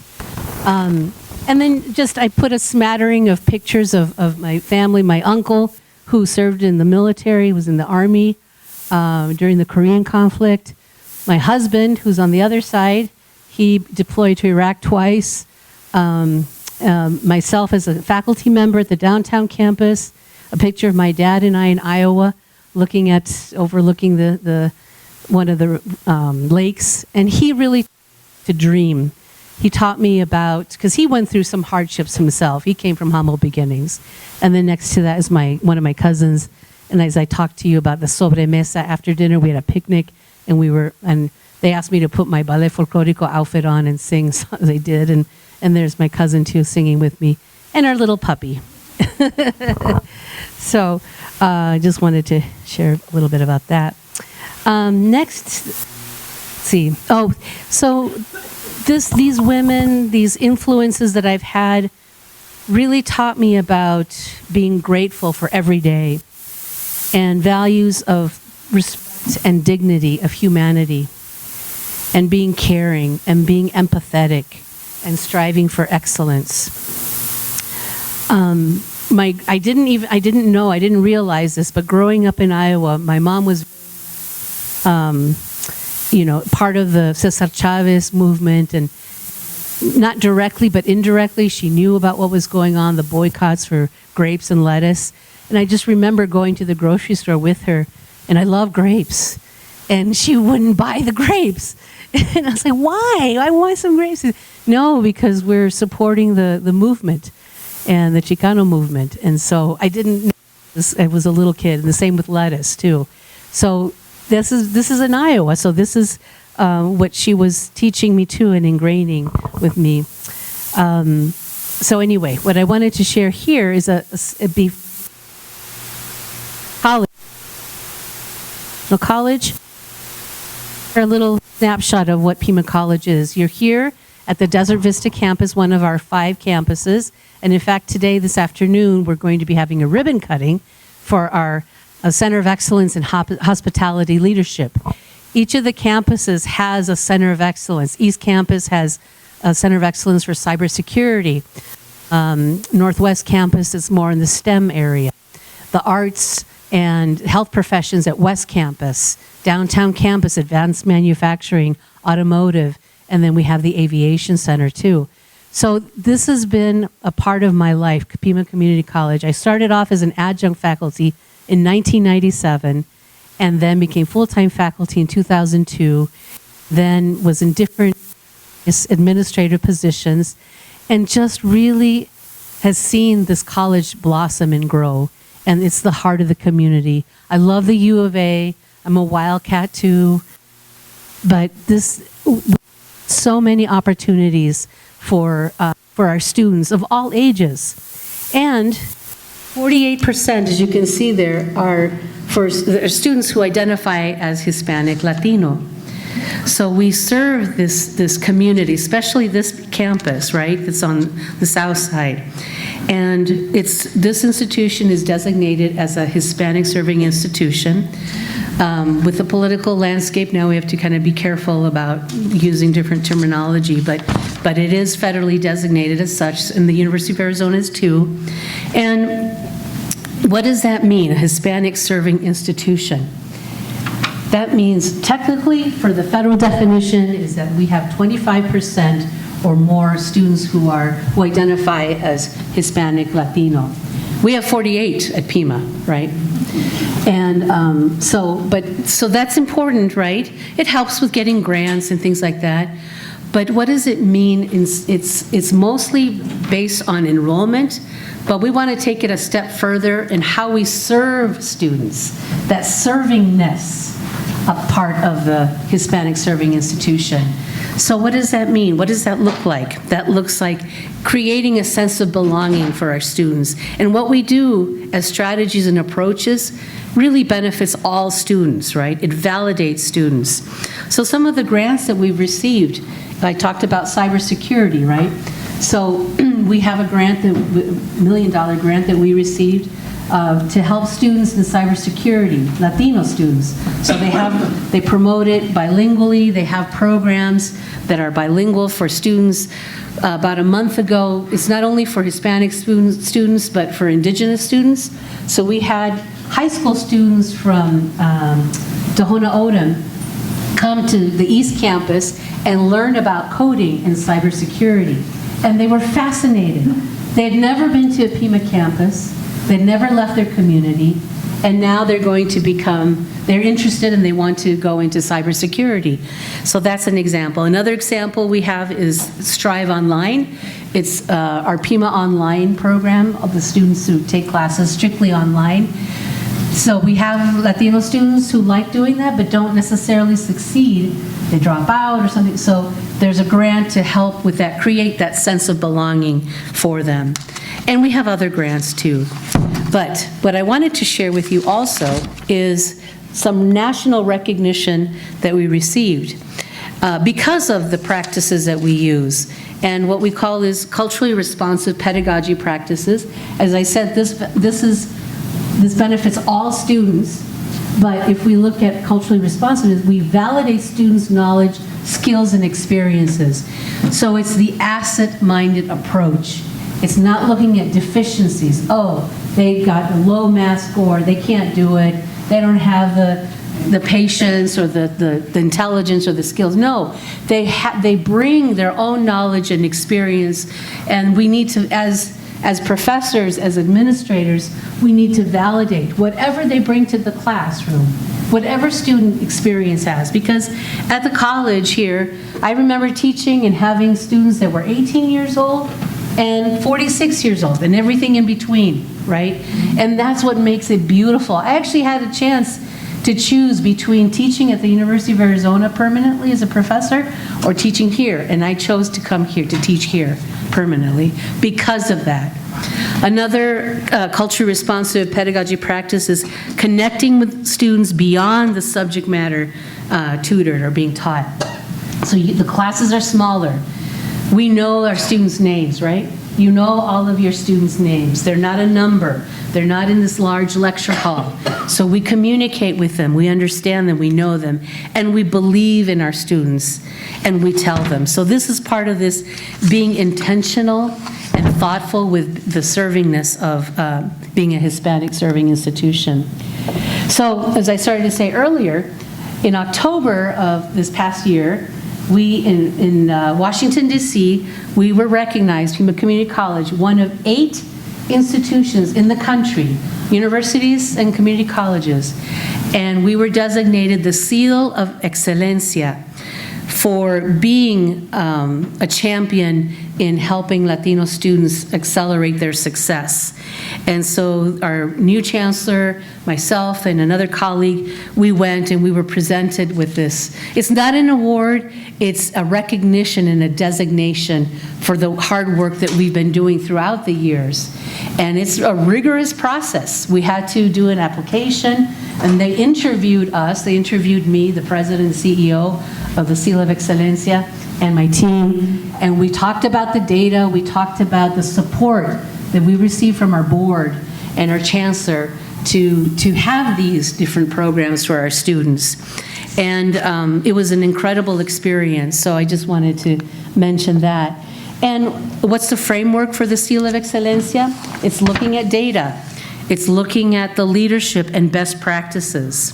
So data is being intentional and responsive to race and ethnic-based inequities. Best practices, being consistent and transparent of using evidence-based practices and programs and policies. And of course, leadership too, the support that we receive. So an example is, I think it was 2 days ago, I was here in this same room, this community room, with the Tri-School Partnership. Tri-School includes Sunnyside School District, right? The high school's there, so that's Desert View and Sunnyside. They were here, the superintendent and the principals, and then some students. And we also had Pima College leadership and students, and University of Arizona leadership and students here. So we're creating this partnership, so there's a pathway. If there's a pathway from high school all the way to the University of Arizona. They're going to be taking classes, obviously, at the high schools. They come to Pima, and then they transfer to the University of Arizona So all of us leaders have gotten together and made that promise to students. And we got to hear what the students said were barriers that they were encountering. Chronic absenteeism is huge. And students are also taking gap years. And that's not beneficial. The students who took a gap year said, don't do it, because you get lost. You think you're tired after high school, but then it's so hard to get back into it. So they're even advising each other what to do, what not to do. So we're being very intentional about this work, and we're very excited about the partnership. That's just a little blurb of what the seal is. But I wanted to share how when we were in Washington, D.C., the recognition that we received, and we're very excited about this. And because of this recognition, our chancellor created a brand new position, the inaugural position that I'm in right now, which is the Vice Chancellor for Student Excellence and Community Engagement. So that student excellence referring back to the seal of excelencia, but it's helping all students. So I've been talking to stakeholders internally at the college and externally. I went to visit Tohono O'odham Community College. I talked to the Tucson Indian Center here. I've met with the CEO and president of the Southern Arizona Hispanic Chamber of Commerce. I've talked to the U of A. They have vice president for HSI initiatives, and also a chief retention specialist. So I've talked to all kinds of people, and it's just amazing the work that everyone's doing. And despite the challenges that we're facing in the political landscape, the work is still happening, and it's helping all students, and the commitment from everyone. So I know I'm running out of time, but I just wanted to quickly mention, because this is Community College Month, some reasons as to why community colleges are so beneficial to communities. So the first one is keeping the American affordable, which is true. I mean, the average tuition for a community college student for 2 years is $4,000, right? For a university, it's much more, like $11,000. So for a student, the price difference can turn, I guess, college isn't for me, to, yeah, I can do this, right? The second one, they open doors wider than any other sector. Community colleges are truly open door institutions. We're open admissions. There aren't any barriers. So anybody can come, and we can take them from whatever walk of life they are, whatever kind of education they had previously or not. They propel economic mobility. So if a high school student gets a diploma, maybe the median earning is $46,000, right? But if they go on and get an associate degree from a community college, it changes by $8,000 to $55, right? $55,000. So that extra $8,000 a year is life-changing and generational changing for their families too. And we can develop programs in a flash, right? We don't have to wait years to develop programs. We can do it quickly. And then we're very people-oriented. Our faculty, as I said, know the students' names. The advisors work with them. It's a team working with the students. And also, if, let's say, the mayor is asked by somebody scouting, a company that's scouting to manufacture, they'll ask, what is it, how can the community supply the skilled talent to be successful? Well, Pima Community College can do it, and other community colleges. So that's just a little taste I wanted to share with you about that. So it's about celebrating students. Here we have, these are events that I've been to this year. Our veteran students, our All Arizona Academic Arizona, these are our honor students who receive scholarships to go to U of A, ASU, NAU. Our mariachi group is just very talented. Mariachi International Conference is going on right now. Just last week, we had our Student Employee of the Year award ceremony, and then Student Senate talking about being first-generation students, right? They're the first ones in their families to go to college. So what I started off with, in search of excellence through equity and access, it's my journey, right? It's been what I've been seeking, but it's all of our journey, right?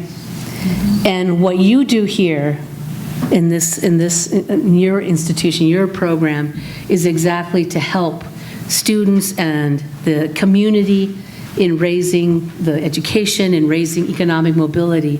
So thank you for what you do.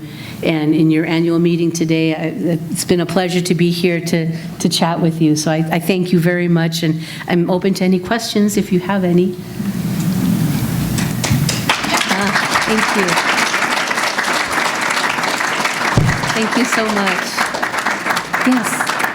I'm a new member, so I'm stepping out of turn on this. But apparently we've had issues getting on this campus for voters. What would we do to resolve that? Let's talk about it. So, I really need, I could do it, and I could refer you to someone, but there's got to be a way. So what you're missing is voters to come here to vote? No, what is the issue? Okay, all right. We've had campaigns to help push that, but we can do a better job about that. But let's coordinate something, an effort, a true campaign at the college. Yeah, you're welcome. Okay. I will. It was mentioned earlier about getting younger people involved with this work. Yes. So based on your teaching and your connections and things like that, what is your best advice? For getting younger people involved with the league and with these kinds of things? I think, to tell you the truth, I don't think very many people know about this group and what it does. If maybe they've heard of it, but they don't know exactly what it does. So I would recommend, so one thing is, so we have workshops, or we have group meetings with administrators, with the campus presidents, each of the campus vice presidents, and they have their meetings with their cabinets. So maybe having one of you speak and say why this program is so important, what it is you do, who are the main contact people, what are the committees, because I learned a lot just sitting back there. I learned a lot from what you do, and I'm grateful that I had that opportunity, but I didn't know otherwise. Is there a website that people can refer? Yes, there is, right? So that could be part, it could be a little flyer with key bullet points that you can distribute or send in emails, because to tell you the truth, I don't think people are aware of the work that you do. Yes. One of the strong points that the League of Women Voters does is to put on forums for candidates for positions, elected positions. Maybe one could be put on at Pima College. Yeah, I think you have, but that's a good idea to continue with that. And maybe even, I was thinking of student focus groups, because we have students, like I said, of all ages. Maybe host a forum specifically for students at one of the campuses. And that we could coordinate that with the Student Senate leadership, because they just had a town hall a couple of weeks ago, and that would have been an excellent opportunity for you to speak to the students. Do you have a student who is very fluent in Spanish and we could work with that student? Oh, yeah. To have them help us translate our promotional materials for your community members to learn from? Absolutely. In fact, we have the translation studies program at the college, so we have students who do this on a daily basis, written word and then also the spoken word translation. So, and I know the department head, so we could coordinate that too. They would love that experience. Yeah, you're welcome. Okay. Thank you. Thank you, Emily.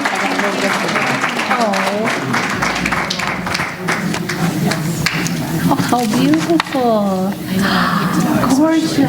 Oh, I love orchids. Yes, beautiful. Thank you. Thank you so much, everyone. Thank you so much for your time. Thank you. Really appreciate it. Thank you. Thank you. Thank you, everybody. Okay, we love Pima Community College.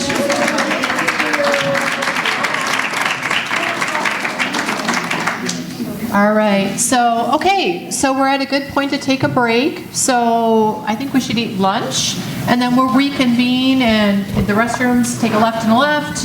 And so let's take, I don't know, what do you think? Should we make it a shorter?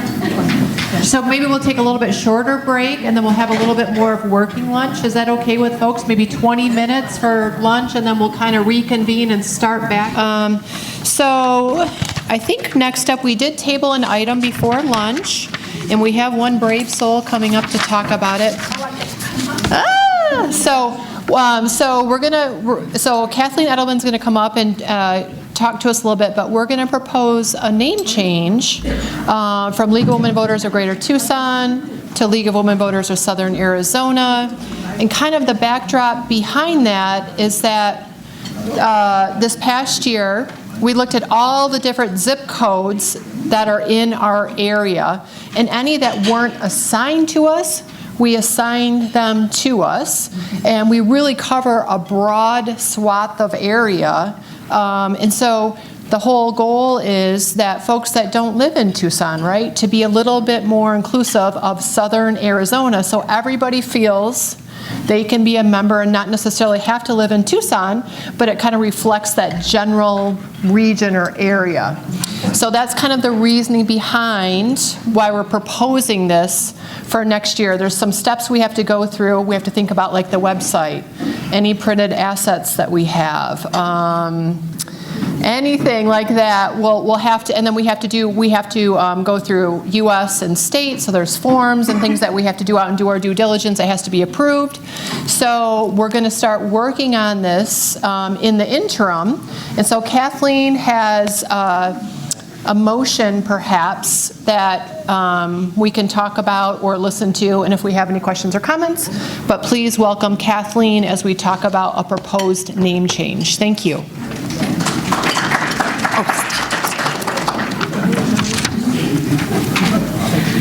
Okay, I'm going to start by reading this. I move to change our chapter name from the League of Women Voters of Greater Tucson to the League of Women Voters of Southern Arizona. This motion includes the associated changes to the LWVGT budget, the zip codes to be included, and the acquisition of the necessary permissions from both the League of Women Voters of Arizona Board and the League of Women Voters of the United States Board. Having received approval of this motion after membership discussion and having completed the above requirements, the bylaws shall be amended for 2026.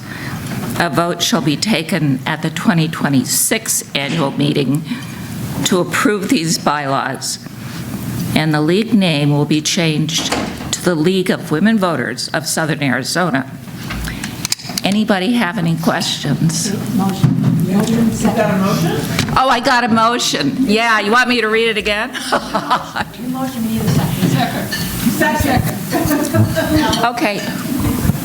Did you get the necessary second? Sorry about that. Okay. Now, is there any discussion? Could you name the area? I mean, the towns that would be included in this southern. I'm sorry, I didn't. Could you tell me what communities this would entail? In other words, do we go all the way to Ajo and Yuma? Do we go to Douglas? By zip codes. So the zip codes of certain cities will be included. It's by zip codes. So the zip codes of cities as well as rural areas, it'll be a blanket. Yes. And it'll go all the way to Mexico. Yes. All the way to the east, all the way to the west. Well, it'll go to where there isn't an active league. So what is that? What's the Western Boundary of the Eastern Boundary? I don't know. I haven't found it. Here, I can give you Linda. If I can name all the counties. Pima, half of Pinal, Graham, Greeley, Cochise, Santa Cruz, Yuma. Did I miss one? I think that's it. Yeah, I said Pima in the beginning. I think that, so it's all the way Graham and Greeley and Cochise are all on the eastern side. Yuma is on the western side, along with Pima and Santa Cruz.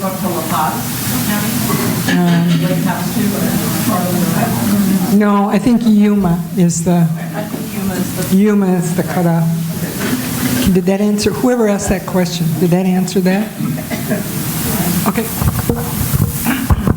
I knew I should have looked at that before I came here again. I'm wondering, was there outreach from these areas to us, or are we reaching out to say, here we come to? I would say there's both been outreach, and we are looking to expand our membership base. And one of the best ways we can do that is to offer the League of Women Voters to areas that aren't covered. So that's... We did a forum last year in Bisbee, and I know I've gone over to Ajo to deliver materials to folks over in Ajo. So I think there is a demand. I think that's true.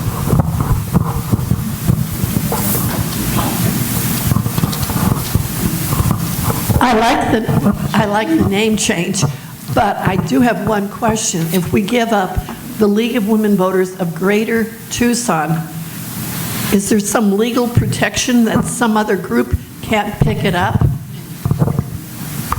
There's already another group that, when I went the first time to the League site, I discovered that there were two sites. One of them was the real thing and one of them was bogus. As far as whether our GT will be out there, I don't know. Linda?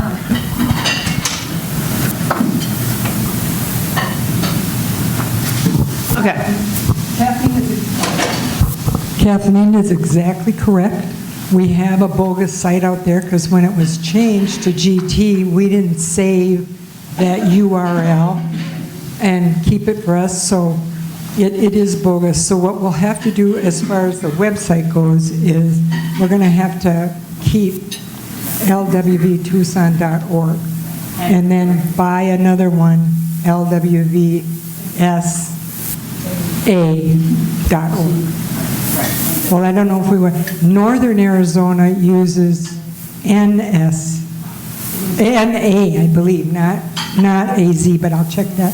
But we were going to, copy them, but just use south instead of north. So yes, we will have to block the URL. I want to be clear on the process. Mary Elizabeth, I want to be clear on the process. Are we, in this motion, voting to approve the procedure to make the name change, and then a year from now, we can vote up or down as to whether it's a good idea? Exactly. So we're voting to basically study the feasibility in all of its areas. All right, and that would include the cost of all the changes? Absolutely. It's got to include the cost. Thank you. Oh, that's, yeah, I've had the mic for a while. Anyway, so I'm a new member. I'm not telling you like this. You got it? All right, I'm not telling you don't do this, but when we did it in the state of Washington for Ellensburg becoming Kittitas County, I don't think our membership picked up that much, but our obligations significantly shifted. And then you've got I'm going to be really stereotypical here, a bunch of old ladies who don't want to drive at night, trying to figure out, okay, they're going to pay for the hotel rooms to go out there and do voter services registration. So since we're only doing a study, I think it's a great idea to do the study, but that was just my personal experience there. And we were not as far flung in this area as this would be. But, I think inclusiveness is good, but I also think, are we really going to get bodies down there to do stuff, not just to join, but to do things? That's my observation.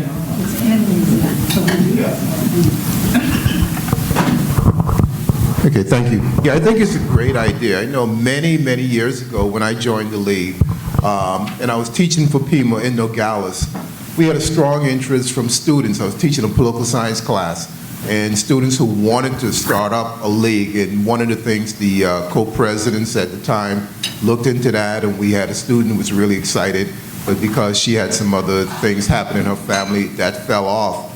But I think it's something that we definitely have to have that outreach, and it's not necessarily that this league is going to be doing a ton of work, but helping to foster and get started. There's the interests that are down there by folks who feel neglected, that haven't had the outreach made to them. And so I think it's a great idea. There's so many people out in the state, and yeah, there's ways to work that out, especially with Zoom. We weren't using Zoom back then, so I think it makes it really easy to be able to do, but folks do have that interest, and yeah, I'll leave it at that. It's a mind change from Greater Tucson to Southern Arizona, but it's one we have to be ready for. So this is Allison. Again, one of the reasons why I seconded it is because I am originally from Nogales, Arizona, and while yes, that you do have to think about those things, that's not a long drive, and I think this is an opportunity for others who didn't think about getting involved, who support the idea of rural areas and also have connections with these other areas that are like, I'm going out anyway, I can also help. So I see it as a big opportunity, and I would have loved to have had something like this when I was living in Nogales, so thank you. Carol West. When I was involved early on in the league here, I think Yuma had a group, and it just fizzled out, probably through lack of interest or whatever. But I have one big concern, and I even have that concern about our group. We have to remain nonpartisan. End of story. Absolutely. And I remember we had some members down in Benson for a while, and they were not nonpartisan. And so that education has to occur and be emphasized. The other thing is, when we have forums, we have to make sure that we give the pro and con on whatever the issue is. And that has not happened every time. For example, there was a program on 414, and only one side was presented. So how will we get this word out to all these areas to make sure that they adhere to what most people admire about the league? That's a question for ongoing plans, but it's a great question. That's got to be a must-do. I just wanted to say I really support this. I think it's a great idea. And, Taylor Miranda, sorry. I don't like these. But I think there could be some really great opportunities to continue partnering with the community colleges and some of these new spaces. And then also we talked about taking a position on libraries. I think that could also be a great opportunity to find some folks in these communities who might be interested in helping us set up these kinds of conversations and get more folks involved. But I will just say, had I known about the league earlier, I would have wanted to be involved earlier. So I just think that there's a big appetite for this. Emily? Yes, I have a concern about language. One of the things that I have found, I'm a liaison to 4 libraries here in Tucson, is language. We must have Spanish, at least, English and Spanish, because that wider swath that you're talking about, I'm sure, is going to approach a lot of non-English speaking people. The other thing I noticed too, recently, the little red card about what to do, there's some of them that I've seen are in Arabic languages. So in considering the expense of doing this, please consider the populations and the languages that have to be involved. Thank you. Good point.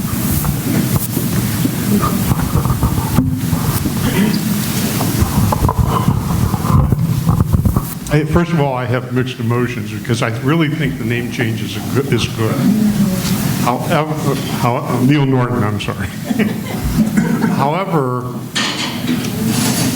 I've done a lot of tabling over the last year.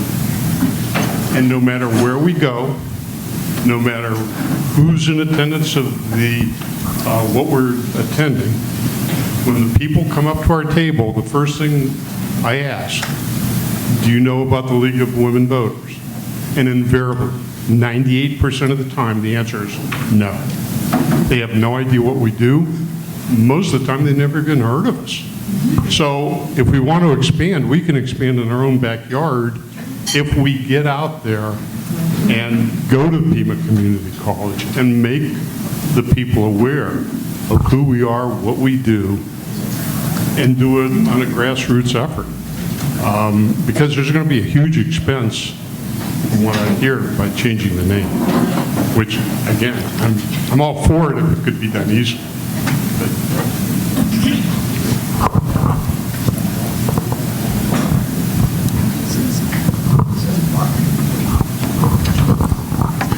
I just wanted to mention that I was on the website last week in anticipation of this motion coming up, and I saw where it said LWV Tucson serving all these different communities that we're talking about. Yeah. So we have it printed on our website. Yes, we do. All the different communities, Safford, Sierra Vista, Benson, Bisbee, San Luis, I mean, all of them are there.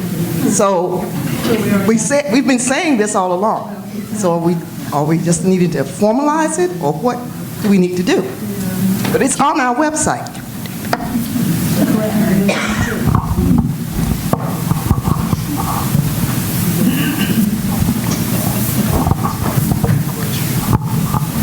Shelley Erickson. As somebody who grew up in a very rural state, I am inclined to support this. And I wonder if reaching out to other states that have a large rural kind of spread out population, much like you mentioned in Washington, and any leagues who have experienced this and have a listening session, see what their barriers have been, see what worked well, see what didn't, costs even, et cetera. But it might be nice to learn from other leagues if possible. Did you want to answer the previous question, or? No, I don't. Okay. I would move the question. I vote that it's Betsy Boja, that we move the question, and because all of, Hi, it's Betsy. I would propose that we move the question because while all of this is very important feedback, that is what we're forming the committee to look at all of this, and this discussion is actually the discussion we should be having next year if we decide to bring it forward as a proposal. Today, we're simply asking for permission to do the due diligence and then come back next year. So just in honor of everybody's time. So thank you. On the nosy. Okay, so we're going to call for the vote. All in favor, please raise your hand. People against the proposal? Well, the ayes have it. Thank you.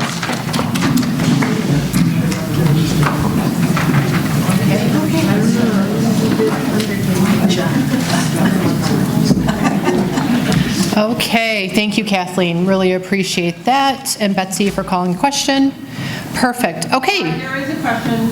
Yes. If someone wants to volunteer and help on that committee, who do they contact? Okay, Betsy Boja. I'm the person. Okay. Pat or Wayne Okay, so let's see where we're at here now. Let's see. Okay, so we just have a couple more things. So outgoing report. When I first started a year ago, I talked about 6 bullet points. So they were prioritizing the league above self, being a trusted partner to Arizona's 22 tribes, being courageous, building upon our strategic plan's priorities, being bold when it comes to advocacy work, and leaving a legacy, which means welcoming new members and then mentoring others that are new and enjoying this join this great league. So I think one of the things that we did really well at Issues and Eggs, and how many people are at Issues and Eggs this year? Most people.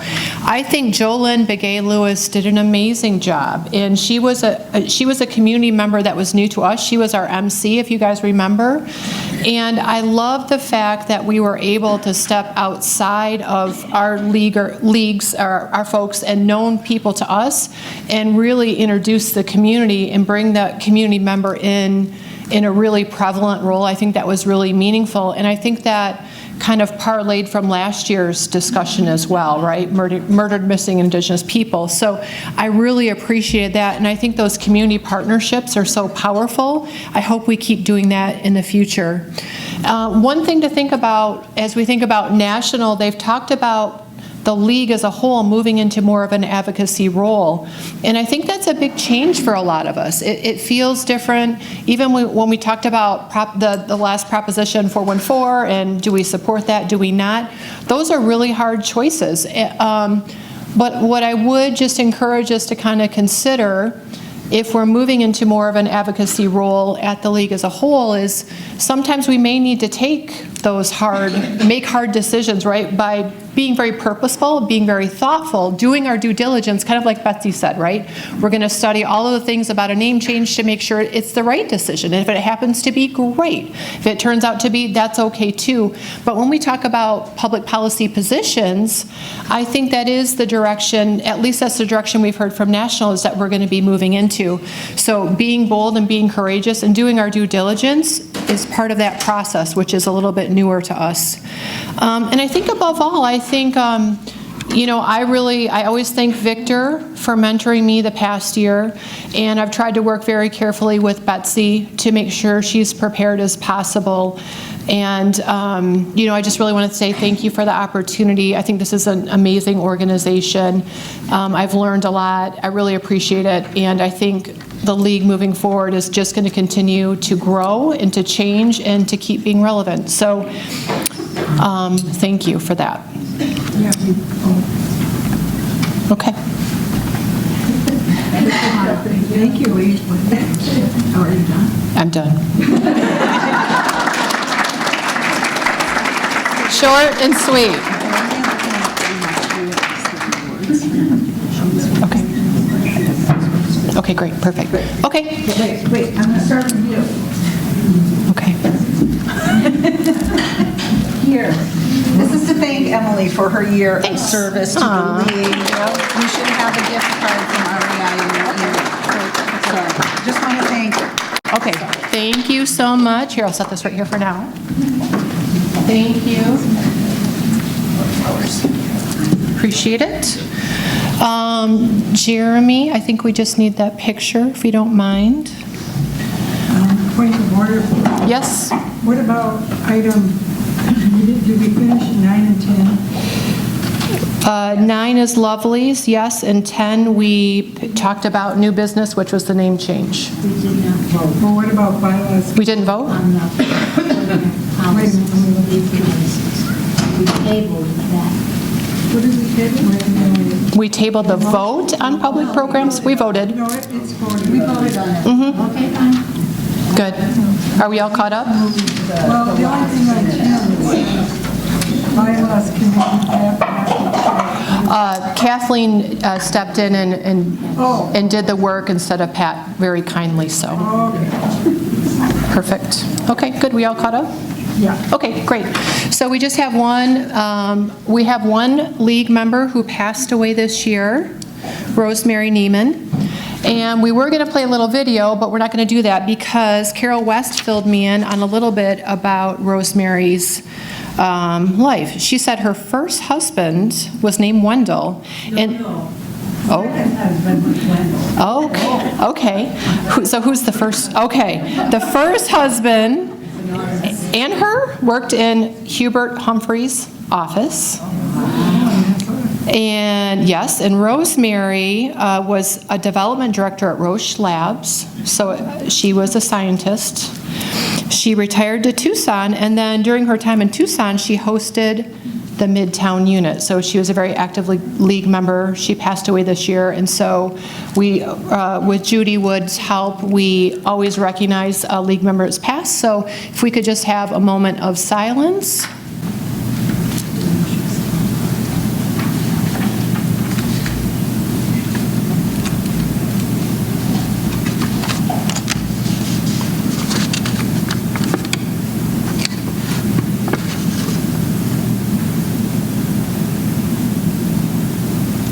All right, thank you. All right, so on to the next, and I think this is where Nancy Noor. Okay.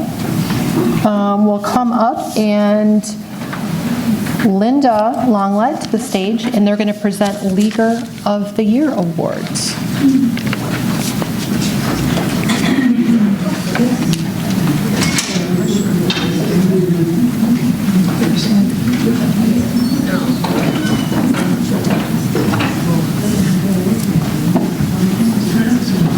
Linda gone? There you are.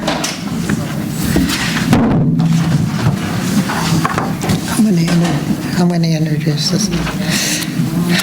To start with, I found a quote: "Volunteering is the ultimate exercise in democracy. You vote in elections, but when you volunteer, you vote every day about the kind of community you want to live in." That author is unknown, but it's fitting. And it's also fitting that our awards that are given this year during National Volunteer Appreciation Week. The League is a grassroots volunteer organization, and let it be said that your contribution as volunteers are what make the engine run and are deeply appreciated. Today, we celebrate 2 of those volunteers. Kathy joined the League in 2017. She found her passion and carefully organized a plan to establish the League of Women Voters position on gun safety while attending the state convention in 2019. A study was proposed, a committee was formed under Kathy's leadership, and Greater Tucson took the lead. Members... Hold on a second. Shelley, you should come up here and take her picture from here.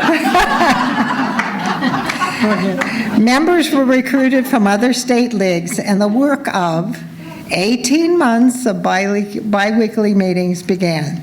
The end result was a convincing professional PowerPoint presentation. A position was adopted, and advocacy with the state legislature could begin. Kathy is a navigator, a problem solver, a visionary. She meets a challenge with research and knows how to organize. Today, this subcommittee falls under advocacy and is titled Gun Violence Prevention. Kathy's passion for research, understanding the role guns play in our society, advocating for responsible gun ownership and safety, and tracking how it affects families and communities provides continued leadership for her team. It was also inspiration for the topic at this year's Issues and Eggs. Panelists were gathered, tables had information, and focused community groups were in the entry lobby. As League of Women Voters President, April 2020 through April 2021, she used her skills to message voters through masks with "Vote" in large letters and Greater Tucson's logo. These were the creative days that demanded bravery. The League survived stronger and knew when to punt under Kathy's leadership. She continues to serve on many committees throughout the League and is highly respected for the skills she brings. So who is Kathy Aros? She's a voracious reader with, I am told, a library floor to ceiling in our home. She participates in 2 League book clubs, leading the DEI book club. She's a musician, often playing the piano at our events. She is the wife of Richard. They met at the University of Arizona and continue their journey. She is a former successful owner of a deli in Tucson, a family business. She is a loving mother, a grandmother, a wedding specialist, and a very special lady who enjoys laughter, her family, shared friendships, and someone who chooses to live life fully every single day. Congratulations, Kathy.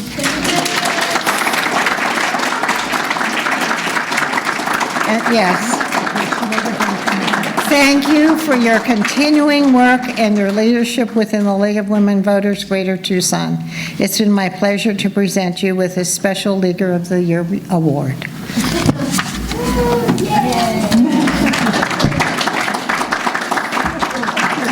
There'll be no falling. No falling, no falling. This is yours. Thank Just open you. it up. It tells you what to do. Thank you. Thank you, everyone. This was a surprise.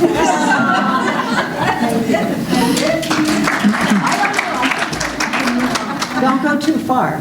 Don't go too far. No, not just, yes. Well, this year, we have a second Leaguer of the Year who's been an active and dedicated volunteer with the League of Women Voters of Greater Tucson, leveraging her leadership and organizational skills to support civic engagement and voter education initiatives. When she volunteers for a project or event, she gives it her all. I would like to, now when I tell you the rest, you'll know who it is. She has done Issues and Eggs. Successfully organized and managed a signature event for 3 years, bringing together community leaders, policymakers, and citizens to discuss critical and local national issues. She's done candidate forums, collaborated with fellow league members to plan and facilitate candidate forums, providing voters with direct access to candidates, and informed discussions on key election topics. She's done event planning and fundraising, and she is our new fundraising chair. She has extensive experience in this particular area, I understand.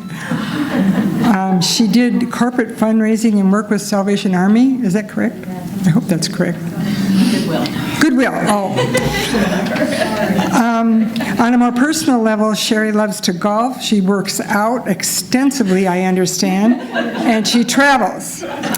So, Sherry's expertise in event management and community engagement has been instrumental in advancing the League's mission, strengthening voter education, and fostering civic participation in our area. So let's give Sherry a hand and come on up here.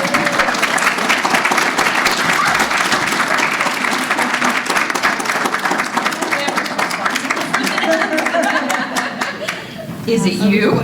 I'm not saying anything. Oh my God, thank you guys. Wow. Here. Were you this shocked? I was shocked. We were good. We were good. Well, yeah, Kathy has to be with. Oh, there's one more. Oh my God. Let's have these. Wait, how about you two in the middle? Right. Yeah. Okay. Wait a minute, wait. Yeah, you can stop. Okay, yes.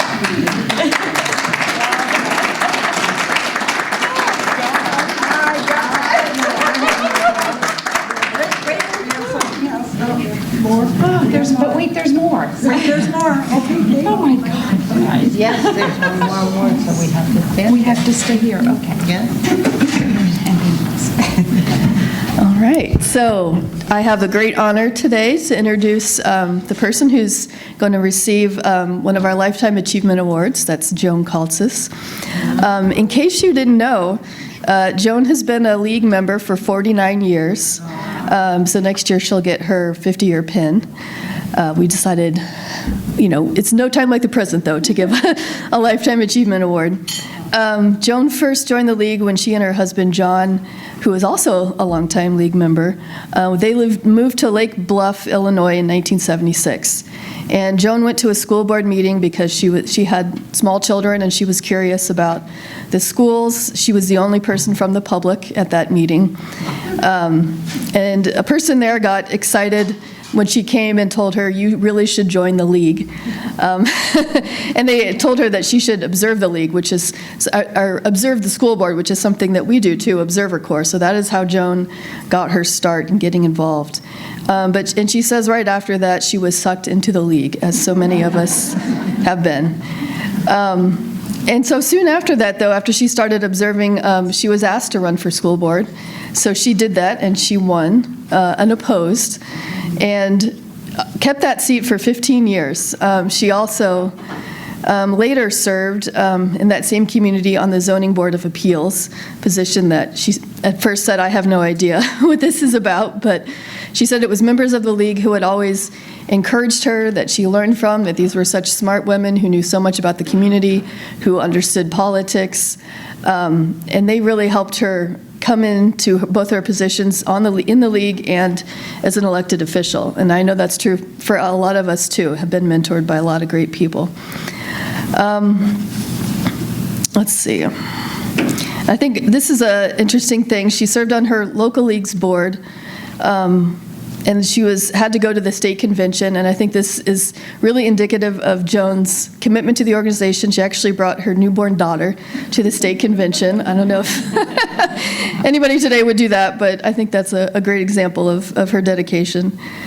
She also served as president of Lake County, Illinois. They had an interleague organization. I don't know if any of you are familiar with that, but they're commonly known as ILOs, and they help smaller leagues. They can kind of join together as an ILO and work together.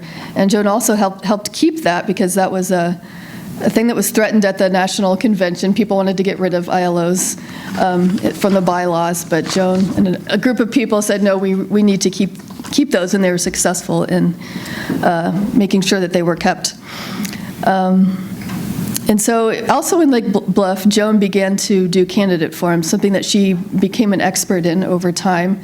And it's something that she carried over when she joined our league. She has been one of our experts in how to do that for a long time. In fact, it's one of my fondest memories of being a league member is actually going to a day-long workshop that she did in 2019 to teach all of us about that. And if you've ever seen the manual that she put together, it's about 150 pages long. It's incredibly thorough. We did all these activities about how to be a moderator. It's one of the things I felt like this is a great organization, great people who do great training. So in addition to serving on our local board, Joan has also served as secretary of the state league and also nominating committee. I know she had to step in and help find some people when people resigned during the midterm of that term for the state league, and that was a difficult thing to do. And I don't know if you know any of Joan's professional background. She's been a counselor for many years in Illinois. And I think if you've met Joan, I remember when I first met her and she told me that about herself, I remember thinking, that makes perfect sense, and I bet she would have been great at her job just because of how thoughtful she is, how kind. She's so warm and welcoming people. And she knows her stuff forwards and backwards. If you've ever been in a meeting with Joan, she has no problem stepping up and telling you about league history or about procedures.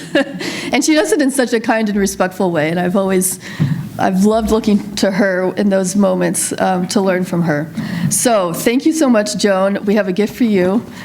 This is a year-long membership to the Tucson Botanical Gardens. So thank you so much for your service over these 49 years.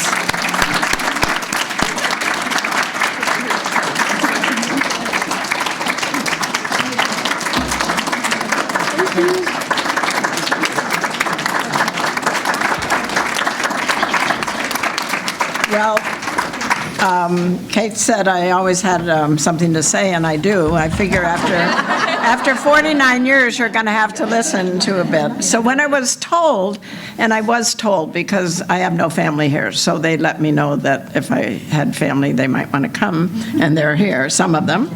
When I was told I was receiving this award, I said no. So many do more, and I don't deserve it. And since John has died, I've done very little league work. And it was pointed out that this was a Lifetime Achievement Award and that I was only a year short of the 50. And so I still protested.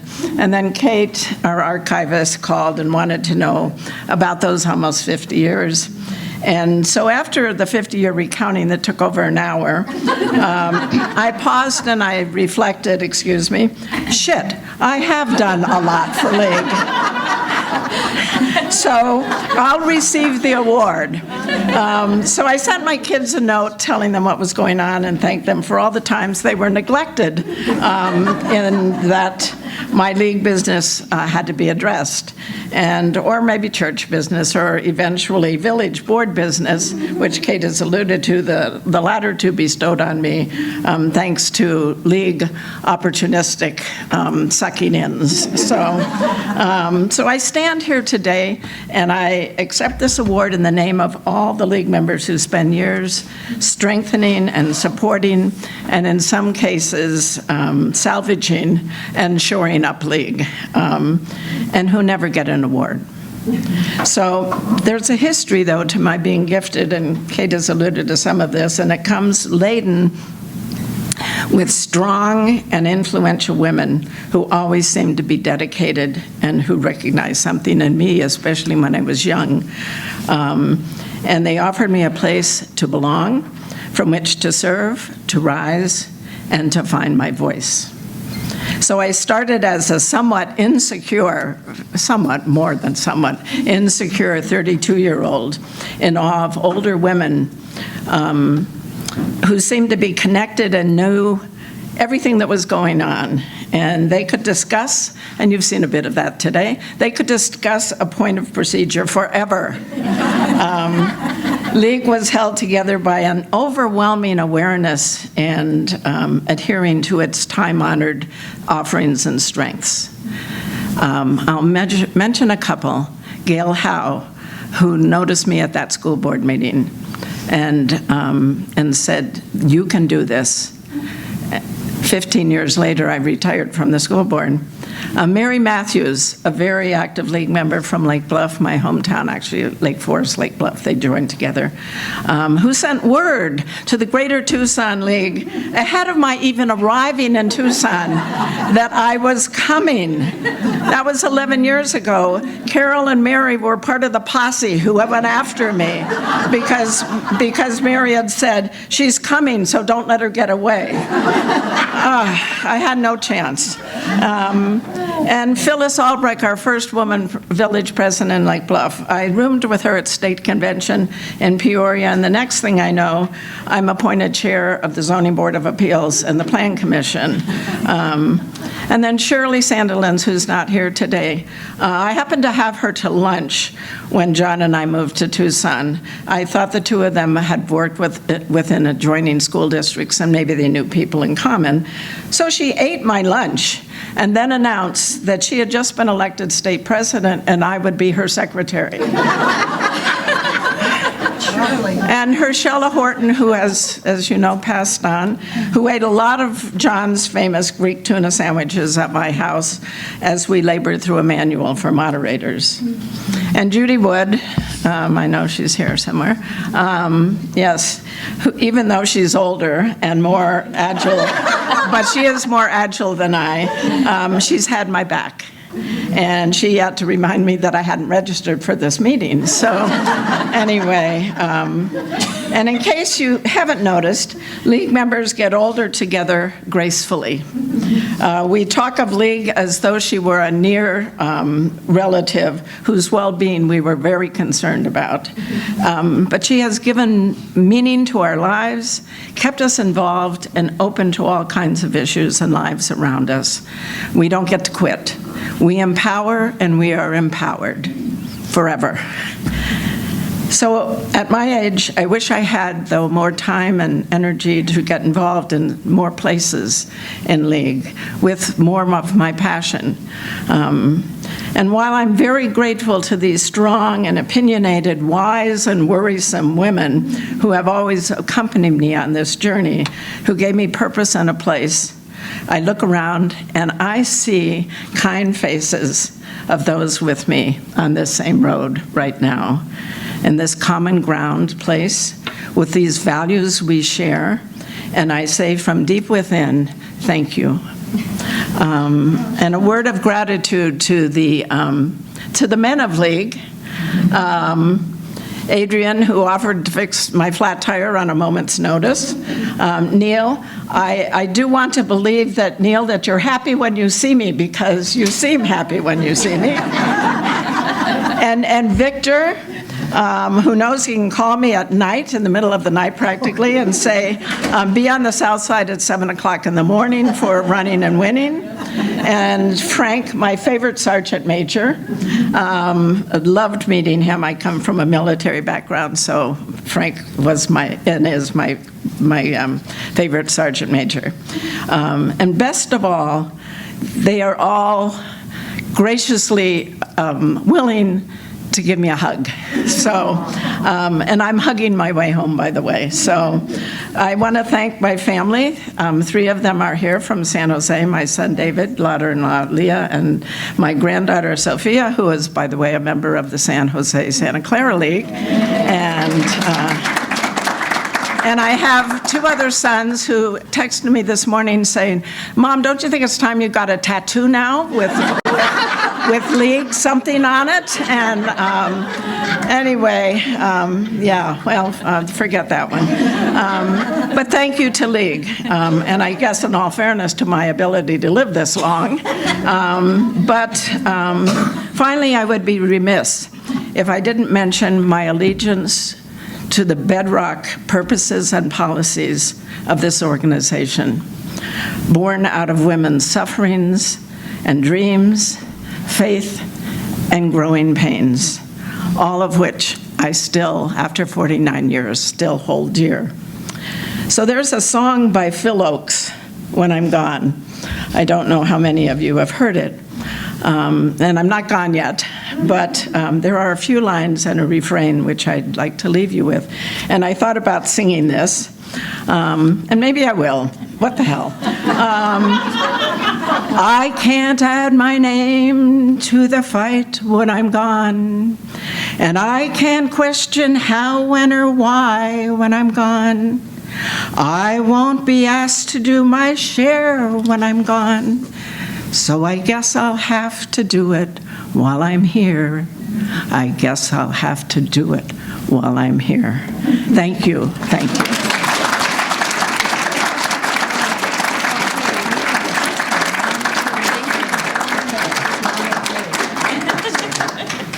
All right, let me just get it here.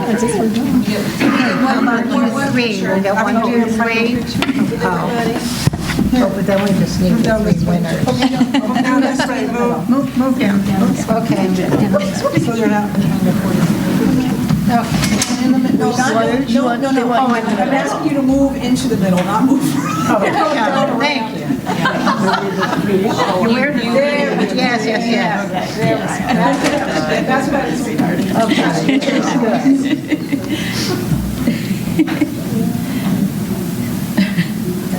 Okay, one more. Now, take one. Why don't you make it, get the 3 winners? Just get the 3. Okay. All right. Nancy,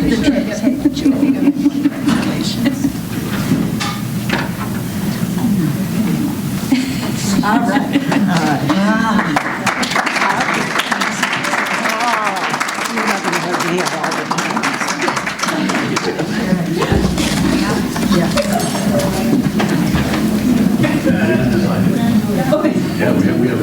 It's a hard act to follow. Okay, so congratulations to all of our award winners and the nominations committee that worked on that. That was really lovely. So Betsy, you have a really hard act to follow. I'm sorry about your luck. I mean, no one wants to follow Joan or any of that. So, but we're going to hear Betsy's address and some of her priorities, and then we're going to take feedback. Betsy's going to do that, and then after that, she'll adjourn us. So we're on like the 5-yard line if you follow football. Okay? It's time for the big finish. Okay. Thank you, everyone. Thank you for being here, and thank you for your patience as we move through all of the business. But now we're finally near the end. So I want to just say that I'm honored to have been asked to steward the League of Women Voters of Greater Tucson as president for the 2025 term, and want to recognize and give special thanks to my president-elect, Linda McCabe.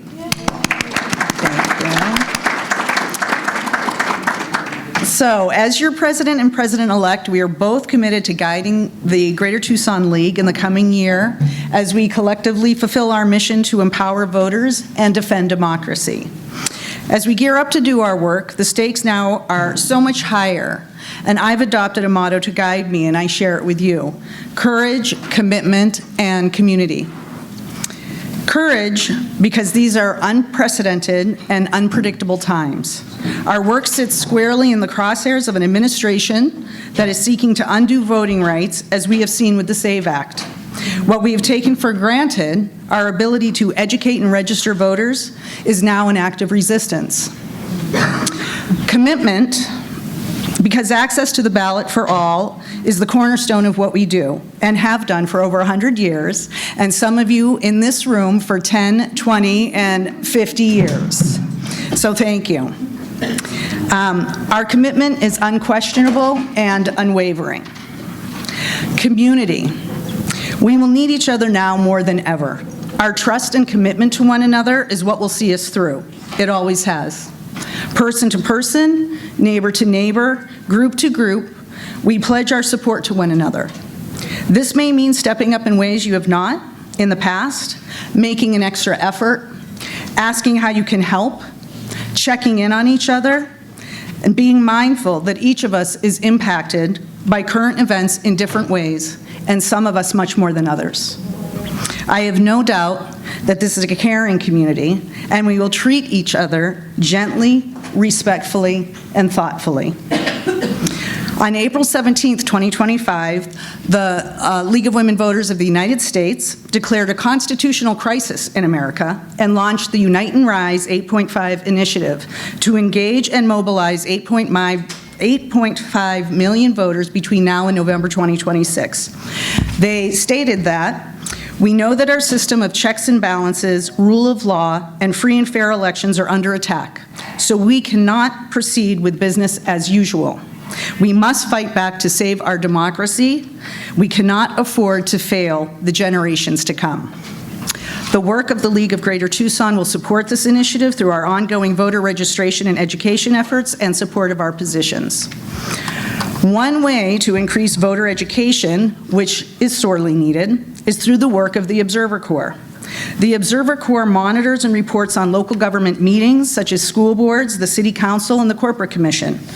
It is vital that we understand and are up to date on the decisions that are being made at the local level that will impact all of us.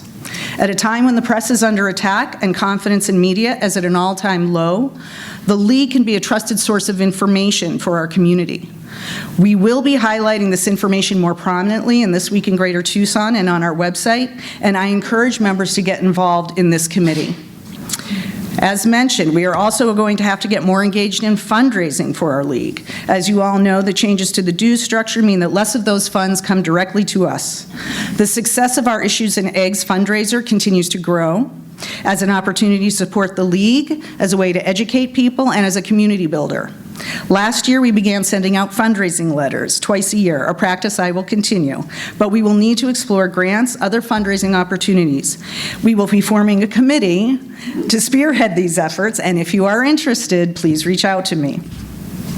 Finally, it appears that large swaths of the country have forgotten what democracy is and what our Constitution stands for, what due process is, and what life, liberty, and the pursuit of happiness for all actually means. We need to get back to basics with civic education, and Linda and I have already had conversations about how to get a Constitution into everybody's hands.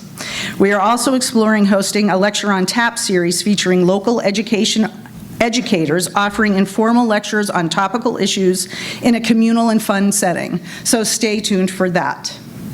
There is so much we can and will do together, and make no mistake, the work we do has never been more important. If you have friends or neighbors wondering what to do or how to help, encourage them to join us. I am so grateful for all of you and look forward to working together this year with courage, commitment, and in community. Thank you.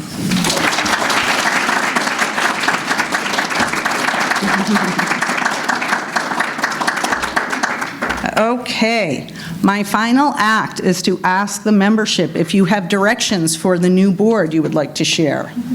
Judy Wood. I have 2 items. One is I ask the board to provide deep learning and understanding of our policy positions so that the organization can't hear me.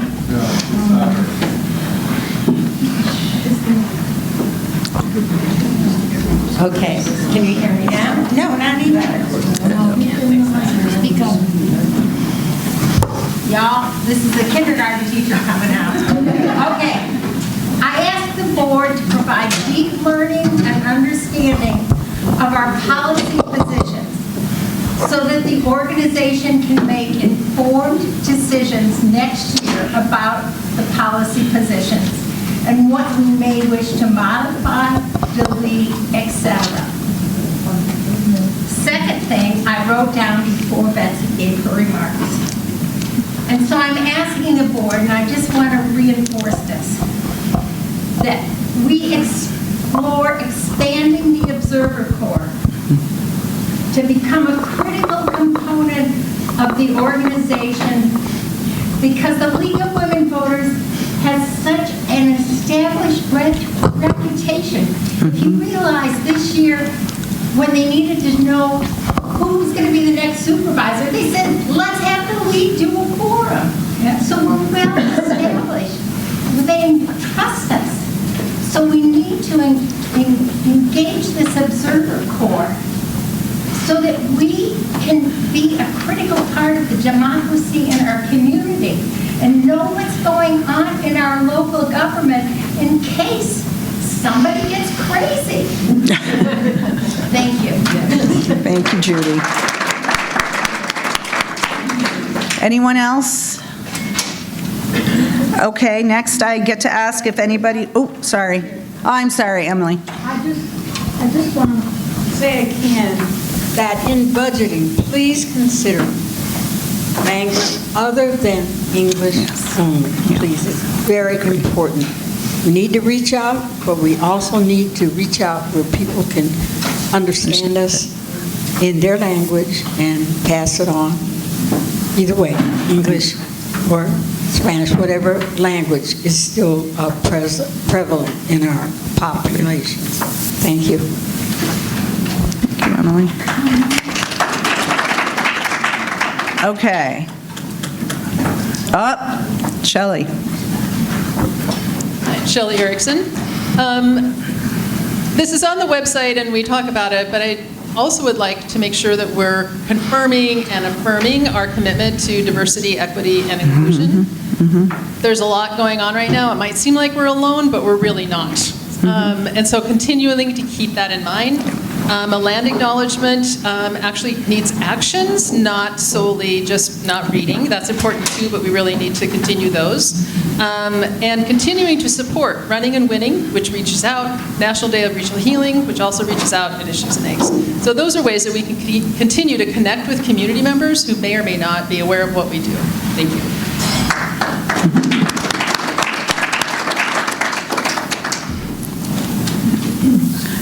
Okay, the next question, are there directions to the delegates to the state convention?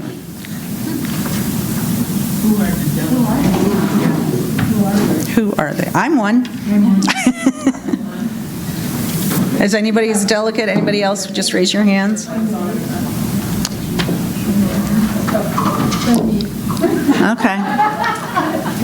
I think Grace is, and then I think is Lovely as well. Yeah. Lovely. Yeah, and Lovely. Yeah.